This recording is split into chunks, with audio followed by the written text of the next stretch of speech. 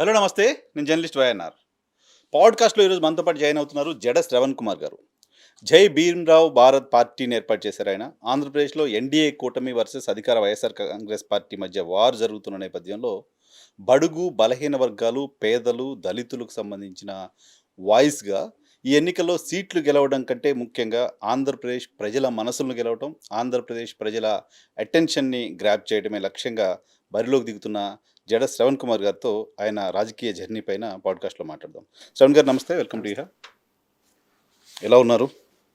చాలా సార్ చాలా చాలా చాలా హీటెడ్ పొలిటికల్ అట్మాస్ఫియర్ ఉంది ఆంధ్రప్రదేశ్ రాష్ట్రంలో. అట్మాస్ఫియర్ అయితే హీట్ గానే ఉంది కానీ బట్ మనం ఎంత కూల్ గా ఉంటే అంత హీట్ ని మేనేజ్ చేయగలం. అంత హీట్ని సో మేనేజ్ చేయగలం. వీలైనంత వరకు మనం కూల్ గా ఉండాలి. ఓకే. సో హీట్ ఇంకా జనరేట్ అవుతుంది, మ్మ్. బట్ ఇంకా ఇంకా ఇంకా జనరేట్ అవుద్ది. మ్మ్. సో ఈ జనరేషన్ అయ్యే హీట్ ని మనం జాగ్రత్తగా కూల్ గా హ్యాండిల్ చేయాలి. మ్మ్. మ్మ్. I think it will take some time. మ్మ్.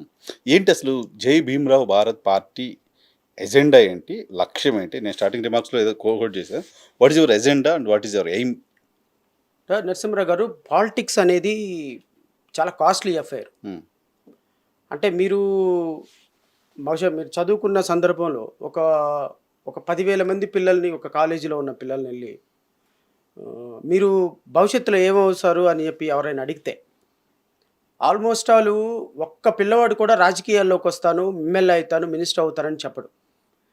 ఈ చెప్పకపోవటాన్ని మనం ఆహ్వానిస్తున్నాం ఇన్ని సంవత్సరాల నుంచి. చెప్తే వాడిని ఆవారాలుగా చూస్తున్నారు. ఆవారాలాగా చూస్తున్నాం, పక్కన పెట్టి మ్మ్. ఏరా మీ నాన్న ఏమైనా ఎమ్మెల్యేనా, మ్మ్. మీరేమైనా పెద్ద రాజకీయ ఫ్యామిలీయా, లేకపోతే 100 కోట్లు ఉన్నాయా మ్మ్. అని ఎగతాళి చేసే పరిస్థితిలోకి వచ్చింది. కరెక్ట్. అంటే అందరూ మర్చిపోతున్న అంశం ఏంటి అంటే, అసలు ఒక మనిషి జీవిత గమనాన్ని నిర్దేశించేది చట్టాలు, చట్టాలు చేసేది వీళ్ళు. మ్మ్. అసలు మన సమాజం ఎట్లా నడవాలో చెప్పేది పార్లమెంటు, శాసనసభ. మ్మ్. ఇలాంటి శాసనసభలో ఉన్నటువంటి వ్యక్తులు 100 కోట్లు 50 కోట్లు బిజినెస్లో ఉన్నారు అన్న విషయాన్ని మనం మర్చిపోతున్నాం. కరెక్ట్. మ్మ్. ఇలాంటి సమాజంలో పడి ఆహ్వానిస్తూ మ్మ్. అసలు యువతరాన్ని రేపొద్దున రాజకీయాల్లోకి పిలవకపోవటం వల్ల మ్మ్. రాజకీయాలన్నీ ఏమైపోతున్నాయి అంటే అది ఒక పర్టికులర్ వర్గానికి పరిమితం అయిపోయి మాలాంటి వాళ్ళు మీలాంటి వాళ్ళు రాజకీయాల్లోకి రావాలంటే మనకెందుకబ్బా, ఏదో ఒక 100 రూపాయలు, ఒక 1000 2000 ఖర్చు పెట్టుకొని, లేకపోతే ఒక 10,000 20,000 ఖర్చు పెట్టుకుని ఇంజనీరింగ్ చదువుదాం, టీచర్ చదువుదాం, కానిస్టేబుల్ సెలక్షన్కి వెళ్దాం, దీనికోసం ఆలోచిస్తున్నారు. కానీ అసలు రాజకీయాలు అనేవి మనకు అసలు సూట్ అవుతాయి అనేటువంటి ఎజెండాలో నుంచి సమాజం పక్కకి వెళ్ళిపోయింది. కరెక్ట్. ఇలాంటి పరిస్థితుల్లో నుంచి సమాజాన్ని కొంచెం మేలుకొల్పి ఒక ఎమ్మెల్యే అవ్వాలి, ఒక మినిస్టర్ అవ్వాలి అంటే ఒక తల్లి కడుపు డిసైడ్ చేయకూడదు నరసింహరావు గారు. కరెక్ట్. నేను ఫర్ ఎగ్జాంపుల్ సోనియా గాంధీ కడుపును పుడితే నేను భావి ప్రధాని, మ్మ్. నారా భువనేశ్వరి కడుపును పుడితే భావి ముఖ్యమంత్రి, లేకపోతే విజయమ్మ కడుపును పుడితే ఒక ముఖ్యమంత్రి. ఇది తడుపు డిసైడ్ చేయకూడదు. మ్మ్. ఒక సాధారణమైన మహిళ కడుపును పుట్టినా కానీ అతను ఎమ్మెల్యే అవ్వాలన్నా, మినిస్టర్ అవ్వాలన్నా, రాష్ట్రంలో అత్యున్నతమైన పదవికి వెళ్ళాలన్నా తన క్వాలిటీస్ ప్రామాణికం కావాలి తప్ప తల్లి కడుపు ప్రామాణికం కాదు, పుట్టుక కాకూడదు, పుట్టుక కాకూడదు. కరెక్ట్. అసలు పుట్టుక అంటే నేను సింబాలిక్గా తల్లి కడుపు అని చెప్పాను. బాగా చెప్పారు. అంటే మీరు లాజికల్గా ఆలోచించండి. ఇప్పుడు నేను చెప్పే మాటలు చాలా వెటకారంగా ఉంటాయి. మ్మ్. చాలా మంది ఈ సూట్ వేసుకున్న రాజకీయాలు ఆంధ్రప్రదేశ్కి సూట్ కావు, ఈ టై కట్టుకున్న రాజకీయాలు ఆంధ్రప్రదేశ్కి సూట్ కావు, ఈయనేందో వచ్చి వ్యవస్థ మారాలి, అది మారాలి, పిల్లలు రావాలి, డబ్బులు కాస్ట్లీ అఫేర్ ఉండకూడదని చెప్తున్నాడు అని చెప్పి వెటకారంగా అనుకోవచ్చు. 80 సంవత్సరాల క్రితం సూట్ వేసుకుని అంబేద్కర్ రాజకీయాలకు సూట్ అయినప్పుడు అబ్సల్యూట్లీ. ఇప్పుడు ఎందుకు కాదు? నేను అనేది ఏంటంటే 1924 సంవత్సరంలో అప్పట్లోనే భారతదేశంలో సూట్ వేసుకొని బాబాసాహెబ్ అంబేద్కర్ రాజకీయ పార్టీ పెట్టి ఒక దేశానికి కేంద్ర మంత్రిగా, మన రాష్ట్రానికి మొదటి కేంద్ర మంత్రిగా పనిచేసి కొన్ని కోట్ల మంది జీవితాల్లో వెలుగులు నింపగా లేంది అలాంటి ఆయన ఆలోచన పులింపుచ్చుకొని ఆయన డ్రెస్ స్టైల్లో ముందుకెళ్ళటం తప్పులేదే. మ్మ్. అంటే నేను ఏమంటానంటే ఒక వ్యవస్థని మార్చడానికి చేస్తున్నటువంటి ప్రయత్నంలో ఇలాంటివన్నీ ఉంటాయి. న్యాచురల్గా నేను ఇంకా. ఇవన్నిటి గురించి మాట్లాడటంలా, కానీ మార్పు అనేది ఎక్కడో చోట మొదలవ్వాలి నరసింహరావు గారు. మ్మ్. మ్మ్. మార్పు ఎలా మొదలవ్వాలి అంటే, నేను ఒక న్యాయమూర్తిగా, ఒక దశాబ్ద కాలం పాటు పనిచేసినటువంటి న్యాయమూర్తిగా అపారమైనటువంటి అనుభవాన్ని నేను గణించానని చెప్పటంలా, కానీ కొన్ని వేల ఇన్సిడెంట్స్ ప్రజలు న్యాయానికి ఎలా దూరం అవుతున్నారు, మ్మ్. పోలీసులు ఎలా సఫర్ అవుతున్నారు, మ్మ్. ప్రభుత్వ కార్యాలయాలు ఎలా సఫర్ అవుతున్నారు, పేదరికంలో ఎలా సఫర్ అవుతున్నారనే అంశాలు చాలా దగ్గరగా చూశాను. మ్మ్. మ్మ్. ఈ దగ్గరగా చూసినటువంటి అనుభవాలన్నీ నా జీవితానికి పాఠాలుగా మిగిలాయి. మ్మ్. సో నేను అందరూ అనుకున్నట్టుగా కేవలం మాటలు చెప్పి వెళ్ళిపోయేవాడిని కాదు.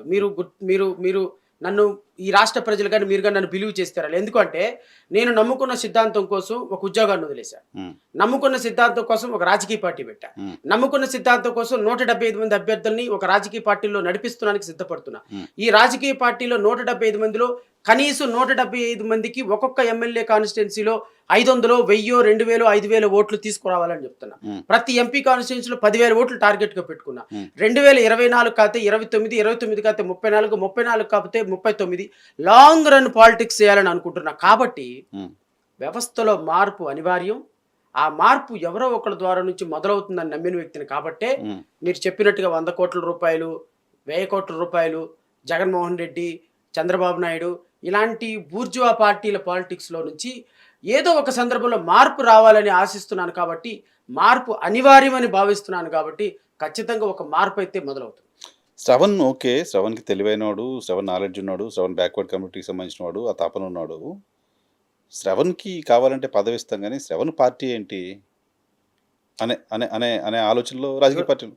దురదృష్టం అదే నరసింహరావు గారు. ఎంత దురదృష్టం అంటే మీరు ఇది ఇప్పుడు వచ్చింది కాదు నరసింహరావు గారు. ఇప్పుడు మీరు మన పాతకాలంలో మన తెలంగాణలో కూడా మనం చూస్తుంటాం, మన ఆంధ్రాలో కూడా చూస్తుంటాం. ఒక దళిత కాలనీలో ఉన్నటువంటి ఆడపిల్లల్ని అగ్రవర్ణాలు వాళ్ళ కాలనీలోకి రానివ్వు. అగ్రవర్ణాల్లో ఉన్న ప్రతి ఆసామి దళిత బిడ్డతో, దళితుల పిల్లలతో అక్రమ సంబంధాలు పెట్టుకుంటాడు.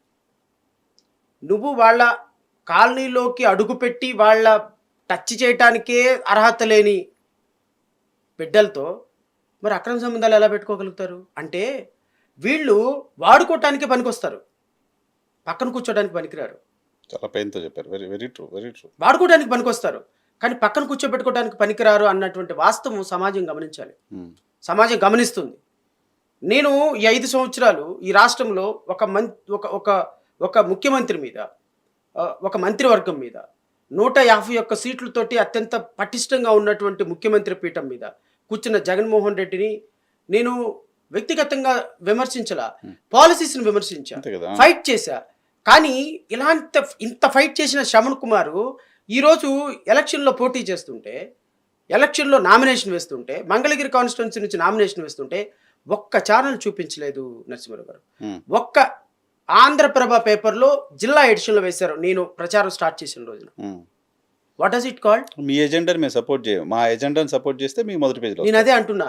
అంటే మాతో అక్రమ సంబంధాలు పెట్టుకోవటానికైతే సరిపోతామా? మాతో పక్కన కూర్చోబెట్టుకొని సంసారం చేసి తాళి కట్టడానికైతే మీ పనికిరామా? అంటే నేను ఈ మాటని ఏ సెన్స్లో చెప్తున్నానంటే, నేను ఈ 5 సంవత్సరాలు ఫైట్ చేసింది తెలుగుదేశం పార్టీ అడ్వాంటేజ్ తీసుకుంది. వైఎస్ఆర్ కాంగ్రెస్ పార్టీ మీద నేను ఫైట్ చేసినప్పుడు నా ద్వారా పొందిన అడ్వాంటేజ్ మొత్తం తెలుగుదేశం పార్టీ. ఎందుకంటే ఇప్పుడు సిపిఐ పార్టీ రామకృష్ణ గారో, సిపిఎం పార్టీయో, సిపిఐ పార్టీయో, వీళ్ళు ఎవ్వరు ఫైట్ చేసినా దాని గెయినింగ్ పార్టీ, మేజర్ పొలిటికల్ పార్టీగా ఉన్న opposition party Telugu Desam, immediate alternative Telugu Desam. So CPM వాళ్ళు ఫైట్ చేసినా, నేను ఫైట్ చేసినా, ఇంకొకరు ఫైట్ చేసినా అడ్వాంటేజ్ తీసుకున్నది తెలుగుదేశం పార్టీ. ఈరోజు తెలుగుదేశం పార్టీ చాలా మీడియాని క్యారీ చేస్తుంది. ఒకప్పుడు శ్రవణ్ కుమార్ అన్న వేలేస్తే మాస్, మాట్లాడితే మాస్, శ్రవణ్ కుమార్ అడిగేస్తే మాస్ అని మాట్లాడినటువంటి media, print media and electronic media, Sravan Kumar స్వశక్తితోటి నిలబడి నారా లోకేష్ మీద నామినేషన్ ఇస్తే దాన్ని ఒక న్యూస్గా చూపించరా మీరు? అది న్యూస్ కాదా మీకు? కనీసం జిల్లా ఎడిషన్లో చిన్న పేపర్ కూడా, వార్త కూడా రాయలేదు నరసింహరావు. అంటే నేనేమంటాను అంటే, దీన్ని మనం ఏ విధంగా అర్థం చేసుకోవాలంటే, it is nothing but a discrimination. 100%. It is nothing but a discrimination. ఈ డిస్క్రిమినేషన్ ని ఫేస్ చేయడం కోసమే మా దగ్గర మీడియా లేదు కాబట్టి, అంటే మేము మీ అజెండాలో ఫిక్స్ కాలేదు కాబట్టి, మేము మీ అజెండాలో ఫిక్స్ అయినంత వరకేమో ఇంద్రులు చంద్రులమా? మేము ఈ రోజున స్వతంత్రంగా నిలబడి పోటీ చేయాలనుకుంటేనేమో మేము పనికిరామా? మీరు నిజమైన సోషల్ కాన్సెప్ట్ ఉన్న వాళ్ళైతే సోషల్ కాన్సెప్ట్ కోసం కష్టపడిన శ్రవణ్ కుమార్ ని అట్లీస్ట్ వార్తగా చూపించండి. నేనేదో నన్ను పెద్ద ఆకాశానికి ఎత్తమని చెప్పటం, ప్రమోట్ చేయొద్దు, రిపోర్ట్ చేయండి. Absolutely correct. ప్రమోషన్ వద్దు, రిపోర్ట్ చేయండి. ఇలాంటి పరిస్థితుల్లో శ్రవణ్ కుమార్ అనేటువంటి వ్యక్తిని పక్కన కూర్చోపెట్టుకోవటానికి, శ్రవణ్ కుమార్ అనేటువంటి వ్యక్తి పార్టీ పెడితే ఆ పార్టీని కొద్దిగా గొప్ప జనాల్లోకి తీసుకువెళ్ళటానికి ఎవ్వరు ఆహ్వానించరు. నేను ఇంకోటి కూడా చెప్తా, ఆహ్వానించకపోవటమే నాకు కావాలి. ఎందుకు అంటే అవమానాల నుంచే పుట్టేదే నిజమైనటువంటి విజయం. విజయం ప్లస్ ఎవరు ఎవరు ఏ వర్గాల కోసం అయితే మీరు పనిచేస్తున్నారో వాళ్ళకి ఈ విషయం కన్వే కావాలి కదా ఎలా?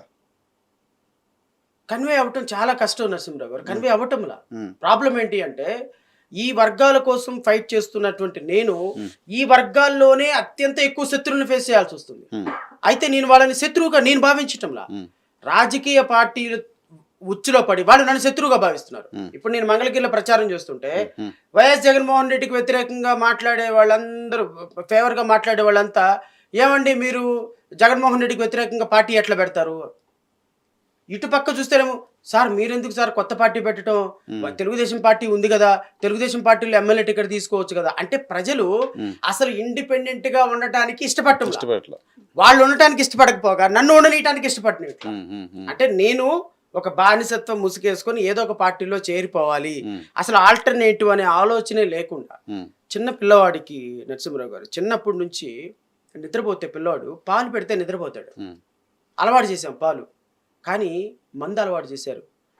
మీరు ఒక నెల రోజులు చిన్న పిల్లోడికి పొత్తిళ్ళలో పెట్టి ఒక మందు అలవాటు చేశారు అనుకోండి, వాడు రేపటి నుంచి పాలు పెడితే నిద్రపోడు, అంతే మందు పెడితేనే నిద్రపోతాడు, నిద్రపోతాడు. బీరు పెడితేనే నిద్రపోతాడు. ఉమ్, వ్యవస్థలో ఉన్నటువంటి బహుజనుల్ని, చిన్న వాళ్ళని, అణగారిన వర్గాల్ని మందు అనేటువంటి పాల డబ్బాలో పాలులాగా మందు పోసి ఆ విషాన్ని ప్రజల మనసుల్లోకి, మస్తిష్కాల్లోకి ఎక్కించి వాళ్ళందరినీ ఈరోజు నిద్రపుచ్చుతున్నటువంటి రాజకీయ పార్టీల ఆలోచనలో నుంచి మేల్కొల్పటానికి చేస్తున్న పోరాటం. ఆ మత్తు నుంచి ఎలా బయటకు తీసుకురాగలరు మీరు? మత్తు వదులుతుంది నరసింహరావు గారు, ఒక రోజుకి ఉమ్, మత్తు వదులుతుంది. ఎందుకంటే మత్తు వదిలించడానికి ప్రజలకి నిరంతరమైనటువంటి పోరాటం కావాలి. ఉమ్, ఇప్పుడు మీలాంటి ప్రామినెంట్ జర్నలిస్టులు ఒక పరిధిలో నుంచి బయటకు వచ్చి, you people are fighting for a social cause.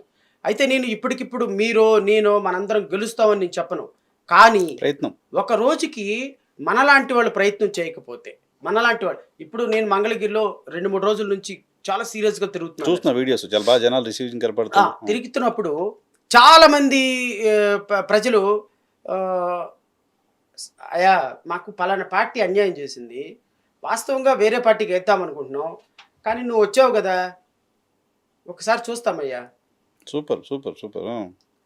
నాకు ఒక 10 ఆన్సర్లు ఈ విధంగా వచ్చినాయి. Great great. వాస్తవంగా దీంట్లో దాపరికాలే ఉంది. కొంతమంది వైఎస్ఆర్ కాంగ్రెస్ పార్టీ వల్ల చాలా నష్టపోయామయ్యా, ఈసారి తెలుగుదేశంకి వేద్దాం అనుకున్నాం, మరి నువ్వు వచ్చి ఓటు అడుగుతున్నావు, నిన్న కాదనలేము, ఒక్కసారి చూస్తామయ్యా నిన్ను అనే మాట ఒక 10 మంది దగ్గర నుంచి వచ్చింది. చాలా ధైర్యాన్ని ఇస్తుంది మీకు అది.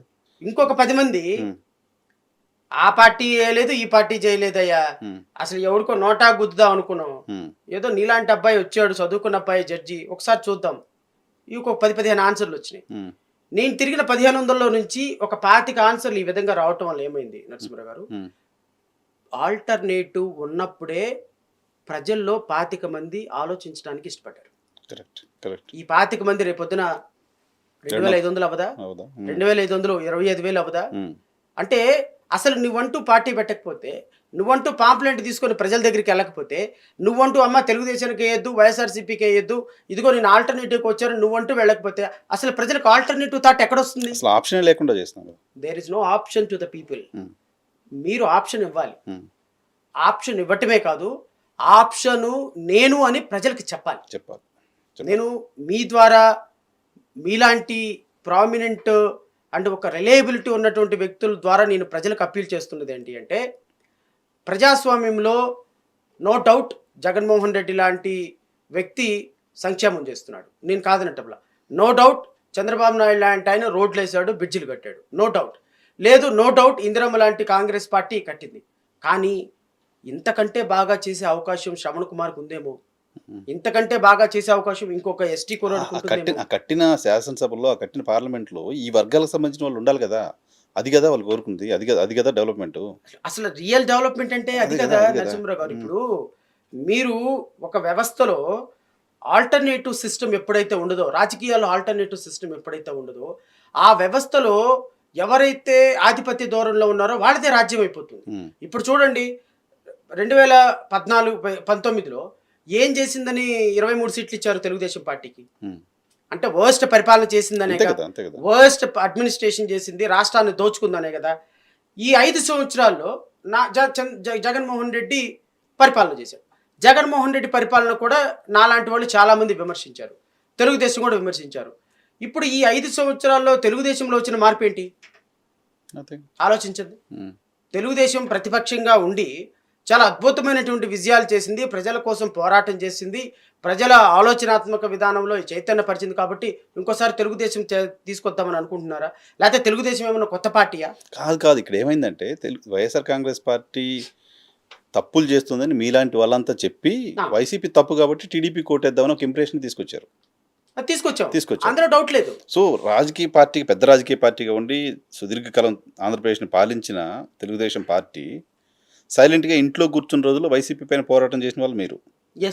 ఒక అడ్వకేట్గా, ఓ ఎమ్మెల్యేగా ఉంటే వేరు కదా, కోర్టులో ఫైట్ చేయడం వేరు, శాసనసభలో ఫైట్ చేయడం వేరు, ఖచ్చితంగా వేరు. అంటే 2019లో 23 సీట్లు తీసుకున్న తెలుగుదేశం పార్టీ 2024లో ఈ 5 సంవత్సరాల్లో మాకు అధికారం ఇవ్వని అర్హతని ఎక్కడ సాధించింది అంటున్నా నేను. వాళ్ళు బాలేదు, జగన్మోహన్ రెడ్డి బాలేదు కాబట్టి మాకేయండి. అంతే. రేపొద్దున 2024 నుంచి 29 వరకు మళ్ళీ మీరు వాయిస్ పరిపాలన చేస్తే ఈయన బాగలేదు కాబట్టి ఆయన బాగలేదు, ఆయనకి వెయ్యాలి. ఇది కాదు డెమోక్రసీ అంటే. కరెక్ట్. ఒక వ్యవస్థలో 5 సంవత్సరాలు చాలా వాల్యుబుల్ నరసింహరావు. అరే ఒక 6 నెలల వ్యవధిలోనే ప్రపంచ దేశాలు ఆర్థికంగా దూసుకొని వెళ్ళిపోతున్నాయి.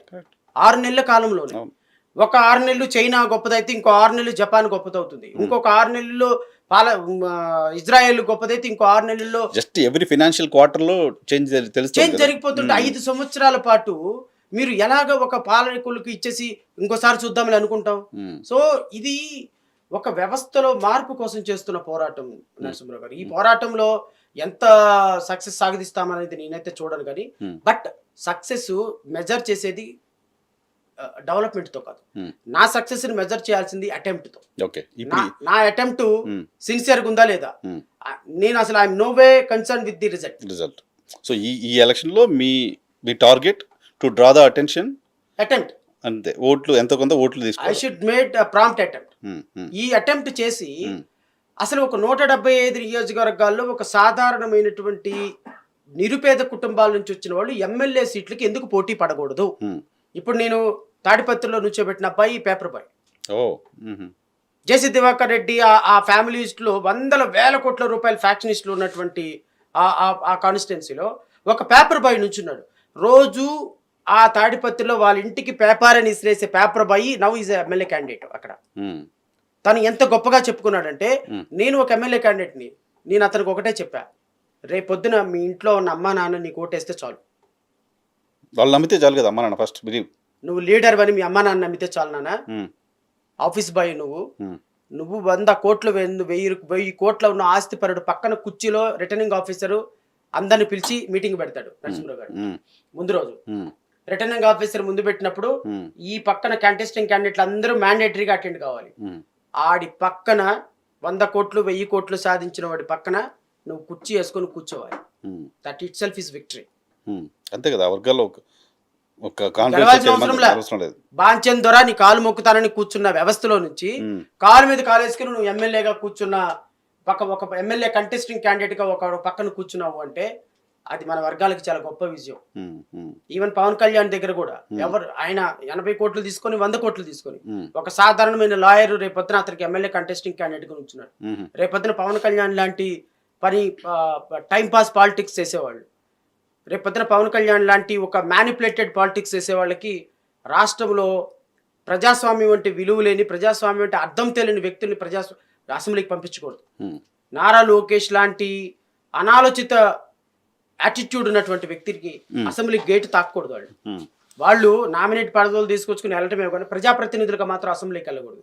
నారా లోకేష్ లాంటి ఒక బూర్జువా మనస్తత్వం పులిమి పుచ్చుకున్నటువంటి ఒక నియంత పరిపాలన కలిగినటువంటి నారా లోకేష్ లాంటి, పవన్ కళ్యాణ్ లాంటి అనాలోచితమైన వ్యక్తులు రేపు అసెంబ్లీకి వెళితే అసెంబ్లీలో ఖచ్చితంగా అది అసలు ఒక సిగ్నిఫికెన్స్ కోల్పోతుంది.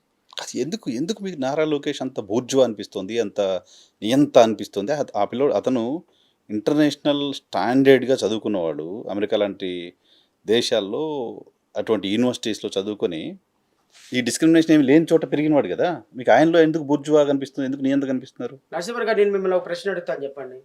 పాలిటిక్స్లోకి చదువుకున్న వాళ్ళు రావాలి, అందరూ మంచిగా ఆలోచించే వాళ్ళు రావాలని మీరు అనుకుంటున్నారు కదా? అనుకున్నా యంగ్ రావాలి, ఎందుకు అనుకుంటున్నారు? రీజన్ ఏంటి? చదువుకున్న వాళ్ళు రావాలని ఎందుకు అనుకుంటున్నారు? వాళ్ళకి కాస్త మంచి ఏదో చెడేదో తెలుస్తుంది, ఇంకా. విచక్షణ తెలుస్తుంది, అందరిని ఈక్వల్గా చూడగలరు, ఇవే కదా కోరుకుంటాం. కోరుకుంటాం.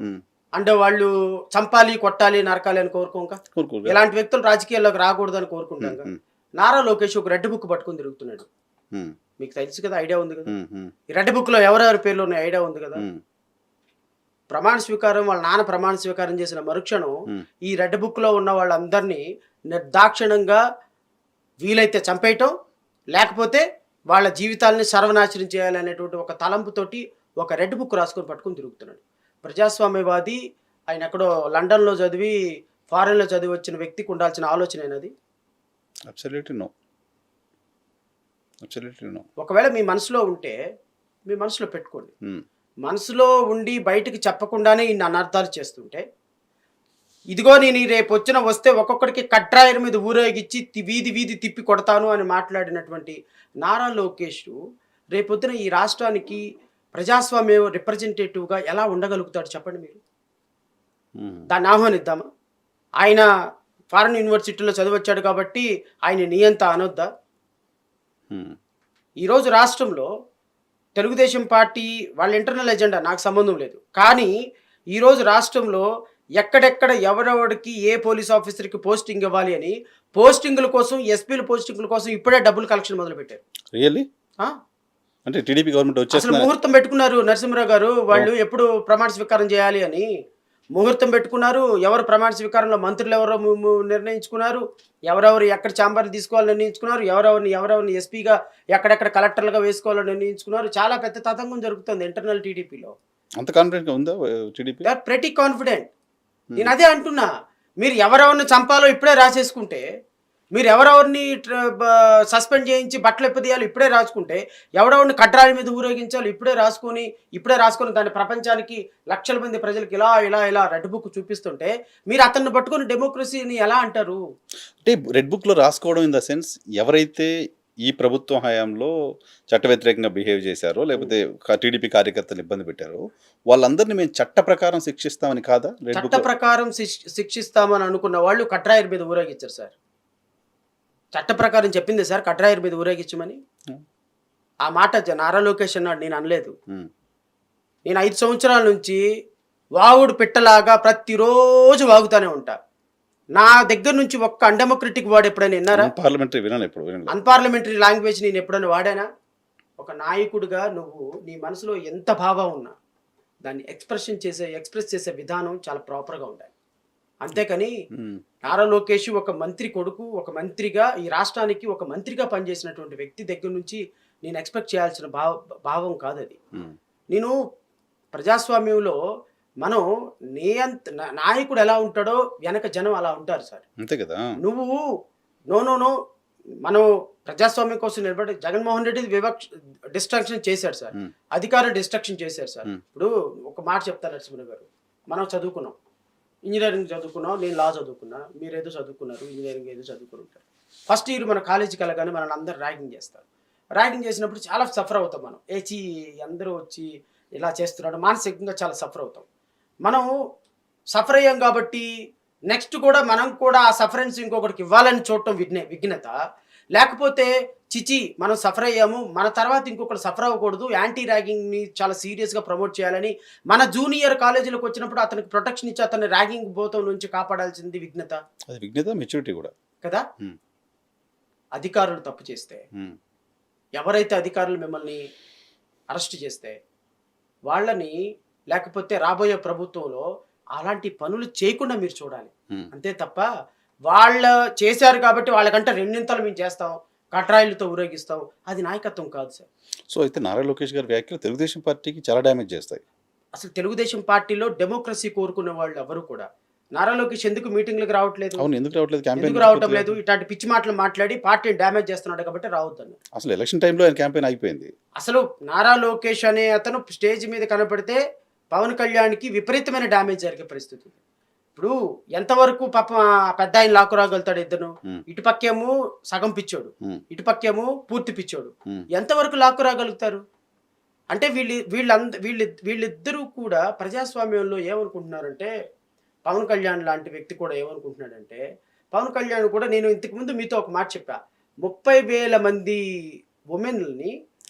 ఉమెన్ ట్రాఫికింగ్ చేసి వాలంటీర్లు ఇతర దేశాలకు అమ్మటానికి సహకారం చేసినటువంటి చాలా పిచ్చి మాట. వాలంటీర్లు అని మాట్లాడింది పిచ్చి మాట చాలా కాదా? చాలా పిచ్చి మాట.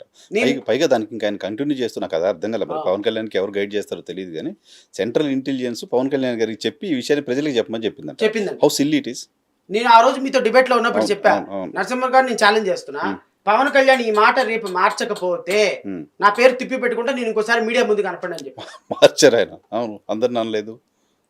మళ్ళీ ఇప్పుడు ఏమంటారు, వాలంటీర్ వ్యవస్థను కొనసాగిస్తామంటారు. అంటే నరసింహ గారు మాట్లాడేవాడికి చెప్పేవాడికి వినేవాడు లోకువా అని. రాష్ట్ర ప్రజలు జగన్మోహన్ రెడ్డి డిస్ట్రక్షన్ చేశాడు కాబట్టి మేము ఏం చేసినా కరెక్టే అంటే కరెక్ట్ కాదు సార్. అది జగన్మోహన్ రెడ్డి అప్పు తెచ్చాడు కాబట్టి మేము ప్రజల్ని ఎంత మోసం చేసినా కూడా వినండి అంటే కరెక్ట్ కాదు. అక్కడ అన్యాయం జరుగుతున్నప్పుడు మీరు న్యాయం వైపు ప్రజలకు నిలబెట్టాలి. మీరు ఇప్పుడు భారతీయ జనతా పార్టీ క్లచెస్ లోకి మీరు వెళ్ళారు. దేనికోసం వెళ్ళారు? నారా లోకేష్ కి ప్రచారానికి వస్తుంటే మూలనున్న ముసలమ్మ కూడా ఏందబ్బాయి అనదు, ఆయనకి Z+ కేటగిరీ ఇచ్చారు. అవును, ఏది సార్ ఆయనకి ఎందుకు సెక్యూరిటీ ఇచ్చారు? నాకు అదే అర్థం కావట్లేదు. Z+ category even Nara Lokesh అనేటువంటి వ్యక్తిని ఈవెన్ చిన్న పిల్లలు కూడా కన్సిడర్ చేయరు. అసలు ఎందుకులే పాప ఆ అబ్బాయితో, ఇప్పుడు మీరు అన్నారు కదా ఏంటంటే ఆయన అంత చదువుకున్నాడు ఆయనకి, అలాగే నారా లోకేష్ ఏదో పాప వచ్చాడు పోతాడు అనుకుంటారు తప్ప అతన్ని అసలు ఒక లీడర్ గా ఎవరు గుర్తించరు. ఆయన Z+ కేటగిరీ ఇచ్చారు ఎందుకంటే ప్రమోషన్. ఇప్పుడు ఈయన్ని ఎవరు అంట పవన్ కళ్యాణ్ గారిని అంటే ఎవరు అంటే కత్తితో బ్లేడ్ తీసుకొని కోస్తున్నారంట. ఈ మాట చెప్పాడు కాబట్టి గ్రౌండ్ ప్రిపేర్ చేశాడు రేపు Z+ కేటగిరీకి. రేపొద్దున Z+ కేటగిరీ వచ్చేస్తుంది. మాట్లాడితే ఇచ్చేస్తారా సార్? మరి ఎన్డీఏతో ఎందుకు పొత్తెందుకు పని లేక ఎన్డీఏతో పొత్తెందుకు పెట్టుకున్నారు నరసింహరావు గారు? ఎన్డీఏతో పొత్తు దీనికోసమే. రేపొద్దున అమిత్ షా ఒక సంతకం పెడతాడు, వెళ్ళిపోతుంది, Z+ కేటగిరీ వస్తుంది. మీకు నాకు నేంగా థ్రెట్ ఉన్నా కూడా కానిస్టేబుల్ కూడా ఎవరు. అంటే వీళ్ళు వ్యవస్థల్ని వాడుకోవటం, ప్రజల పేరు చెప్పటం, ప్రజల్ని మభ్య పెట్టడం, ప్రజలకి ఏదో మంచి చేస్తున్నాం కాబట్టి ఎన్డీఏతో కలిసామని చెప్పటం. మొన్న ఆయన ముస్లింస్కి అబద్ధాలు చెప్తున్నాడు చంద్రబాబు నాయుడు గారు. ఏమని చెప్తున్నాడు? నేను ఎన్డీఏ ప్రభుత్వంలో భారతీయ జనతా పార్టీ నా దగ్గరకు వచ్చింది కాబట్టి ఆప్షన్ లేదని. ఈ మొహం వెళ్ళిపోయి 2 రోజులు పడికాపులు కాసి వాడిని అపాయింట్మెంట్ ఇవ్వకపోతే కాళ్ళు గడ్డాలు పట్టుకొని రేపొద్దున ఎన్డీఏతో పెట్టుకొని ఈ రోజు రాష్ట్రంలో ఉన్నటువంటి దేశంలో ఉన్నటువంటి 10 కోట్ల మందికి, రాష్ట్రంలో ఉన్నటువంటి 80 లక్షల మంది ముస్లింస్కి ఏం సమాధానం చెప్తారు సార్? వీళ్ళు చెప్తున్నారు కదా వాళ్ళు బలవంతంగా వచ్చారు కాబట్టి. బలవంతంగా వస్తే రేపొద్దున ఎన్డీఏని తీసుకొచ్చి మోస్తే రేపొద్దున ముస్లింస్ పరిస్థితి ఏంటి, క్రిస్టియన్ల పరిస్థితి ఏంటి, SC STల పరిస్థితి ఏంటి? అంటే పర్సనల్ ఎజెండాలతోటి ఎన్డీఏ కూటమి నారా లోకేష్ లేకపోతే పవన్ కళ్యాణ్ లేకపోతే చంద్రబాబు నాయుడు వీళ్ళందరూ కూడా పర్సనల్ కన్సిడరేషన్స్. ఈ విధానాలని ప్రజలకు చెప్పడానికి ఒక రాజకీయ పార్టీ ఉండాలి కదా నరసింహరావు గారు. ఒక రాజకీయ పార్టీ లేకపోతే సిపిఐ సిపిఎం వాళ్ళు కాంగ్రెస్ పార్టీతో కలిసి ఉన్నారు. కాంగ్రెస్ పార్టీ ఎజెండా వేరుంటుంది, ఈ కూటమి ఎజెండా వేరుంటుంది. ఆంధ్రప్రదేశ్ రాష్ట్రానికి సంబంధించినంత వరకు నేను రియల్గా ప్రజలకి కొన్ని విషయాలు షేర్ చేయాలి నరసింహరావు గారు. నేను చాలా మంది అంటుంటారు నువ్వు పిచ్చోడువా, అన్ని రాజకీయ పార్టీలు దొరుకుతావేంటి కేఏ పాల్ లాగా. నేను అనేది ఏంటి అంటే ఆయన మాట్లాడేది కూడా చాలా వాస్తవాలు. పాపం ఆయన చెప్పే ఎక్స్ప్రెషన్ తెలియదు. ఆయన 2014లో ఈ రాష్ట్రాన్ని, ఆంధ్రప్రదేశ్ రాష్ట్రాన్ని తలుపులేసి పార్లమెంట్లో విభజించిన కాంగ్రెస్ పార్టీ పెప్పర్ స్ప్రే కొట్టి ఆంధ్రప్రదేశ్ రాష్ట్ర ఎంపీలకి మాట్లాడే అవకాశం ఇవ్వని కాంగ్రెస్ పార్టీ భారతదేశంలో ఏ రాష్ట్రానికి చేయనంత ద్రోహం ఆంధ్రప్రదేశ్ రాష్ట్రానికి 6,800 కోట్ల రూపాయల ద్రవ్యలోటుతో చొక్కా తీసేసి బొండి మేళతో ఆంధ్రప్రదేశ్ రాష్ట్రాన్ని వదిలేసిన కాంగ్రెస్ పార్టీ ఆ రోజున 2014 చట్టం చేసిన సందర్భంలో ప్రత్యేక హోదా అనే అంశాన్ని పెడితే ఆ రోజున అడ్డుకునే నాయకుడే లేడు. పూర్తి మెజారిటీ. ఇప్పుడు నేను షర్మిలాని అడుగుతున్నా, బ్లడీ షర్మిల, నువ్వు ఎందుకు ఈ రోజున ప్రత్యేక హోదా కాన్సెప్ట్ ని తీసుకొచ్చారు? ప్రత్యేక హోదా ఇస్తామంటున్నారు, ఆ రోజు ఎందుకు ఇవ్వలేదు? ఇవ్వగలిగి ఉండి ఎందుకు ఇవ్వలేదు? 2014 చట్టంలో ఎందుకు అది హక్కుగా పెట్టలేదు? ఆ రోజు చట్టంలో పెడితే ఈ రోజు హక్కుగా మనం తీసుకోగలిగే వాళ్ళం కదా. Why you people are not done? సమాధానం ఉండదు. అన్నకు ఆస్తులు ఇవ్వలేదు కాబట్టి ఇక్కడికి వచ్చి ఈ రోజున రాష్ట్ర ప్రజలందరినీ కూడా సర్వనాశనం చేసినటువంటి కాంగ్రెస్ పార్టీని ఈ రోజు ఆంధ్రప్రదేశ్ రాష్ట్రంలో మోస్తుంటే ఆ కాంగ్రెస్ పార్టీతో కలిసి మేము రాజకీయాలు చేయాలా? ఆ కాంగ్రెస్ పార్టీతో కలిసి మీ 15 సీట్లు 20 సీట్లు కలిసి రాజకీయాలు చేయాలా? ఆ రోజున ప్రత్యేక హోదా ఇస్తానని నాశనం చేసినటువంటి కాంగ్రెస్ పార్టీని కాదని 15 సంవత్సరాలు ప్రత్యేక హోదా ఉండాలని చెప్పిన భారతీయ జనతా పార్టీ ఈ రోజు వరకు కూడా మట్టి ఇచ్చి కనీసం మంచినీళ్ళు కూడా ఇవ్వని భారతీయ జనతా పార్టీ, అమరావతి రాజధాని కట్టని రాజకీయ పార్టీ భారతీయ జనతా పార్టీ, ఈరోజు పోలవరం పూర్తి చేయని రాజకీయ పార్టీ, ఈరోజు ప్రత్యేక హోదా ఇవ్వని రాజకీయ పార్టీ, స్టీల్ ప్లాంట్ నమ్మిన రాజకీయ పార్టీ, ఈ రోజున మోసుకొని వచ్చి ఎన్డీఏ గవర్నమెంట్లో ఆంధ్రప్రదేశ్ రాష్ట్ర ప్రజల సర్వస్వాన్ని దోచుకున్నటువంటి వైఎస్ఆర్ భారతీయ జనతా పార్టీని మోస్తుంటే కళ్ళు మూసుకొని కూర్చోవాలా నరసింహరావు గారు? అంటే అది ఎన్డీఏ కాబట్టి దీనికన్నా సపోర్ట్ చేయాలి, ఉంటే ఆ గట్టాన ఉండాలి, ఈ గట్టాన ఉండాలి, అంతేగాని ప్రజలకు నిజాలు చెప్పకూడదు. నరసింహ గారు నేను చాలా సీరియస్ గా ఒక మాట చెప్తా ప్రజలకి, నాకు ప్రజలు ఒక్క ఓటు వేయకపోయినా ఐ డోంట్ మైండ్, ప్రజలు నాకు ఒక్క సీట్ ఇవ్వకపోయినా ఐ డోంట్ మైండ్, నేను ఇంకొక 25 సంవత్సరాలు నా ఊపిరి ఉన్నంత వరకు న్యాయవాదిగా ప్రాక్టీస్ చేసుకుంటూ ప్రజలకు నిజాలు చెప్తా, ప్రజలకు నిజాలు చెప్తా. ప్రజలు నన్ను ఏమనుకున్నా సరే, ప్రజలు నన్ను చీకొట్టినా సరే, ప్రజలు నన్ను పిచ్చోడు అనుకున్నా సరే, ప్రజల కోసం వాస్తవాలు ఎందుకంటే వాస్తవాలు చెప్పటం, నిజాలు చెప్పటం, ఇది ఈ పార్టీ మనకు అన్యాయం చేసిందని చెప్పడం నా వీక్నెస్. లౌక్యంగా ఏదో ఒక పార్టీ లైన్ తీసుకొని ఇది నా వీక్నెస్ అంతే. నేను రాజకీయాలకు పనికిరాకపోవచ్చు, నేను రాజకీయాలకు పనికిరాకపోవచ్చు, ఎస్ నేను పనికిరానేమో. Over a period of time హానెస్టీని రికగ్నైజ్ చేస్తారో లేదో నాకు తెలియదు నరసింహరావు గారు, నాకు తెలియదు. ఎందుకంటే దేవుడి దయ వల్ల నా చేతిలో న్యాయవాదిగా ఒక విద్య ఉంది, అర్థమైందా? క్లయింట్ మీకేమో ఆర్డర్ కావాలి, నాకేమో డబ్బులు కావాలి, జడ్జి గారికి ఏమో లా కావాలి. ఈ మూడు ఉన్నంత వరకు, సమస్య ఉన్నంత వరకు కోర్టు ఉంటుంది, కోర్టు ఉన్నంత వరకు నా బతుకు తెరుకు డోకలేదు. అర్థమైందా? ఈ మూడు తోటి నేను ఎన్ని సంవత్సరాలైనా రాజకీయాలు చేస్తా, కానీ నిజాయితీగా నిష్పక్షపాతంగా ప్రజలకి వాస్తవాలు చెప్తా. ఇప్పుడు డిప్లొమాటిక్ గా ఉండటం వేరు, డిప్లొమాటిక్ గా ఉంటా. ఇప్పుడు వైఎస్ఆర్ కాంగ్రెస్ పార్టీ కొన్ని తప్పులు చేసింది, కొన్ని మంచి చేసింది, లేదా తెలుగుదేశం పార్టీ కొన్ని తప్పులు చేసింది, కొన్ని మంచి చేసింది. భారతీయ జనతా పార్టీ లాంటి పార్టీని ఆంధ్రప్రదేశ్ రాష్ట్రంలోనికి తీసుకొచ్చినప్పుడు ఈ పార్టీ చేసినటువంటి తప్పులు రేపొద్దున ప్రజలు హర్షించరు అన్న ఆలోచన కనీసం, ఇప్పుడు ఇంత బ్లేటెంట్ గా ప్రజలు పిచ్చివాళ్ళుగా ఉంటారా అని మీ నమ్మకం అన్నాను నేను. అంతే, మీరు ఏం చేసినా నమ్మేస్తారు. 2015-16లో మోడీని తెలుగులో తిడితే అర్థం కాదేమోనని హిందీలో పచ్చిబూతులు తిట్టాడు. అవును, ఇప్పుడు కూడా హిందీలో పొగుడుతున్నారు ఇద్దరు. మోడీని పవన్ కళ్యాణ్ పచ్చిబూతులు తిట్టాడు. చంద్రబాబుని అవినీతి చక్రవర్తిరా నువ్వు అన్నాడు. నారా లోకేష్ అన్నాడు, మీ బాబు నిన్ను ఎమ్మెల్యేగా గెలిపించుకోవటం రాక నువ్వు రాష్ట్రాన్ని దోచుకున్నావు అన్నాడు. మరి 2014, 15లో, 16లో, 17లో అవినీతి వాళ్ళు 2024లో ఎలా మంచివాళ్ళు అయిపోయారు? పవన్ కళ్యాణ్ రేపొద్దున మీ అన్న అమ్మేసినట్టు 75 లక్షల మంది కాపులను తీసుకుని కాంగ్రెస్ పార్టీకి అమ్మేసి ఒక కేంద్ర మంత్రి పదవి తెచ్చుకున్నాడు మీ అన్న. ఆ రోజున ఈ రోజు రాష్ట్రం విడిపోవడానికి కారణం వీళ్ళ అన్న చిరంజీవి. చిరంజీవి ఈ రాష్ట్రానికి అన్యాయం చేసినటువంటి మొదటి కల్ప్రిట్. చిరంజీవి కాంగ్రెస్ పార్టీకి అమ్మేస్తే నువ్వు తీసుకెళ్లి భారతీయ జనతా పార్టీకి అమ్మేస్తున్నావు కాపుల్ని. ఈరోజు కాపులు నిన్ను ఊడికం చేస్తూ నీకు రాష్ట్రంలో 2014 నుంచి 10 సంవత్సరాలైనా నువ్వు ఒక ఎమ్మెల్యేగా గెలవకపోతే నిన్ను ఒక నాయకుడిగా యాక్సెప్ట్ చేసి తిరుపతిలో నుంచి కిరణ్ రాయల్ దగ్గర నుంచి ఇక్కడ మహేష్ దగ్గర నుంచి ఇక్కడ వాళ్ళ పేర్లని నాకు అనవసరం, వాళ్ళ పార్టీ పేర్లు చెప్పను, ఇంతమందిని చూస్తే నీకు వచ్చిన 21 సీట్లో 15 మందిని అద్దెకు తెచ్చుకున్నావు నువ్వు. అవును సార్, ఎందుకు అది ఎందుకు 10 ఏళ్లలో అటువంటి మీరు ఇప్పుడు మీరు 140 మంది క్యాండిడేట్ని అనౌన్స్ చేశారు, నాకు లిస్ట్ 147 అనౌన్స్ చేశారు. ఇతర పార్టీలో పనిచేసిన వాళ్ళకంటే ఐడెంటిఫై చేసి కొత్తగా ఒక పేపర్ బాయ్ని ఇంకెవరినో ఐడెంటిఫై చేయగలిగారు. 10 ఏళ్ళు రాజకీయ పార్టీ నడుపుతున్న పవన్ కళ్యాణ్ ఎందుకు ఒక 21 మందిని సెలెక్ట్ చేసుకోలేకపోయాడు? పార్టీలో ఉన్నారు నిజం, నాకు తెలుసు చాలా మంది. అవును, డబ్బులు పెట్టగలిగేవాళ్ళు.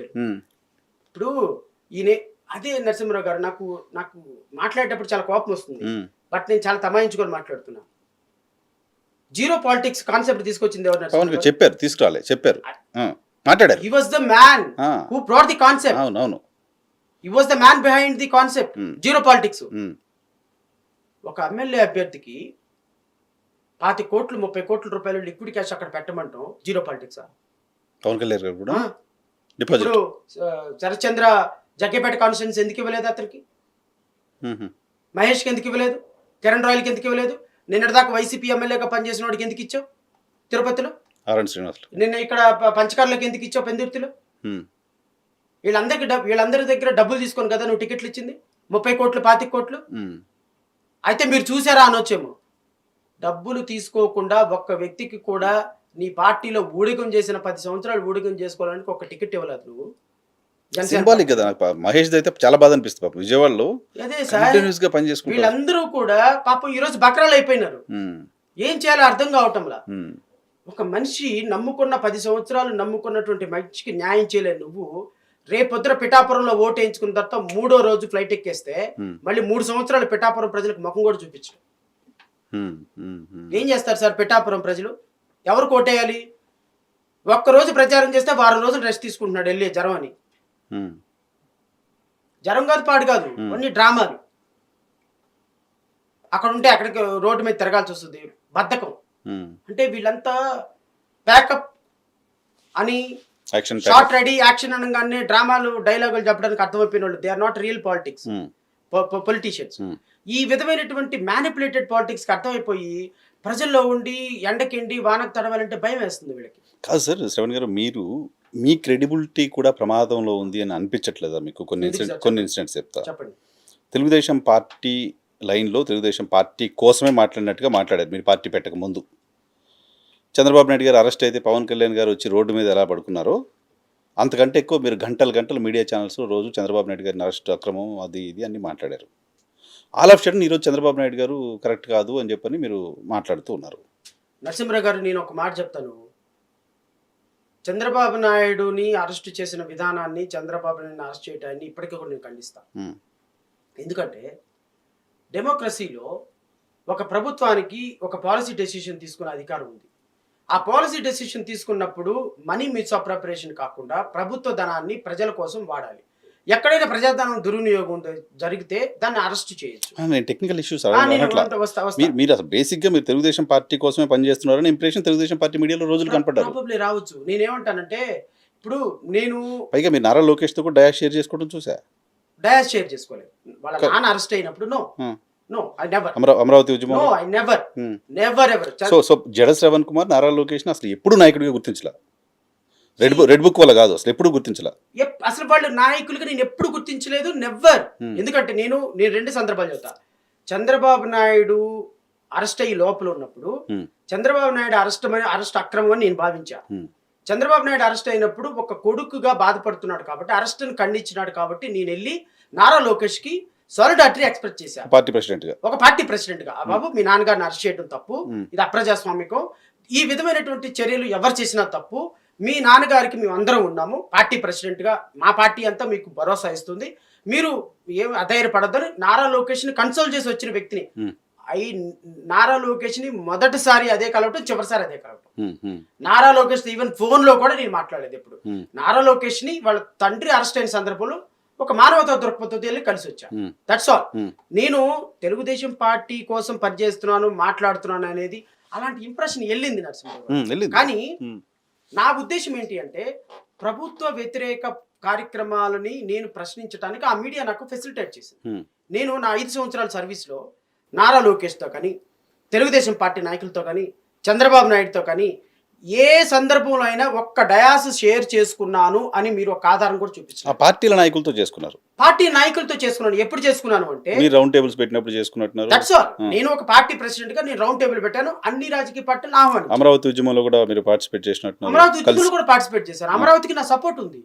అమరావతికి నేను ఫేవర్. అమరావతికి మీరు ఫేవర్ అంటూనే అమరావతిలో కొంతమంది పెయిడ్ ఆర్టిస్టులు తయారు చేసిన తెలుగుదేశం పార్టీ అమరావతిలో నేను నాయకుల్ని ఏమన్నా, నేనేమన్నానంటే తెలుగుదేశం పార్టీ వల్ల అమరావతిలో నిజమైనటువంటి రైతుకు అన్యాయం జరుగుతుంది.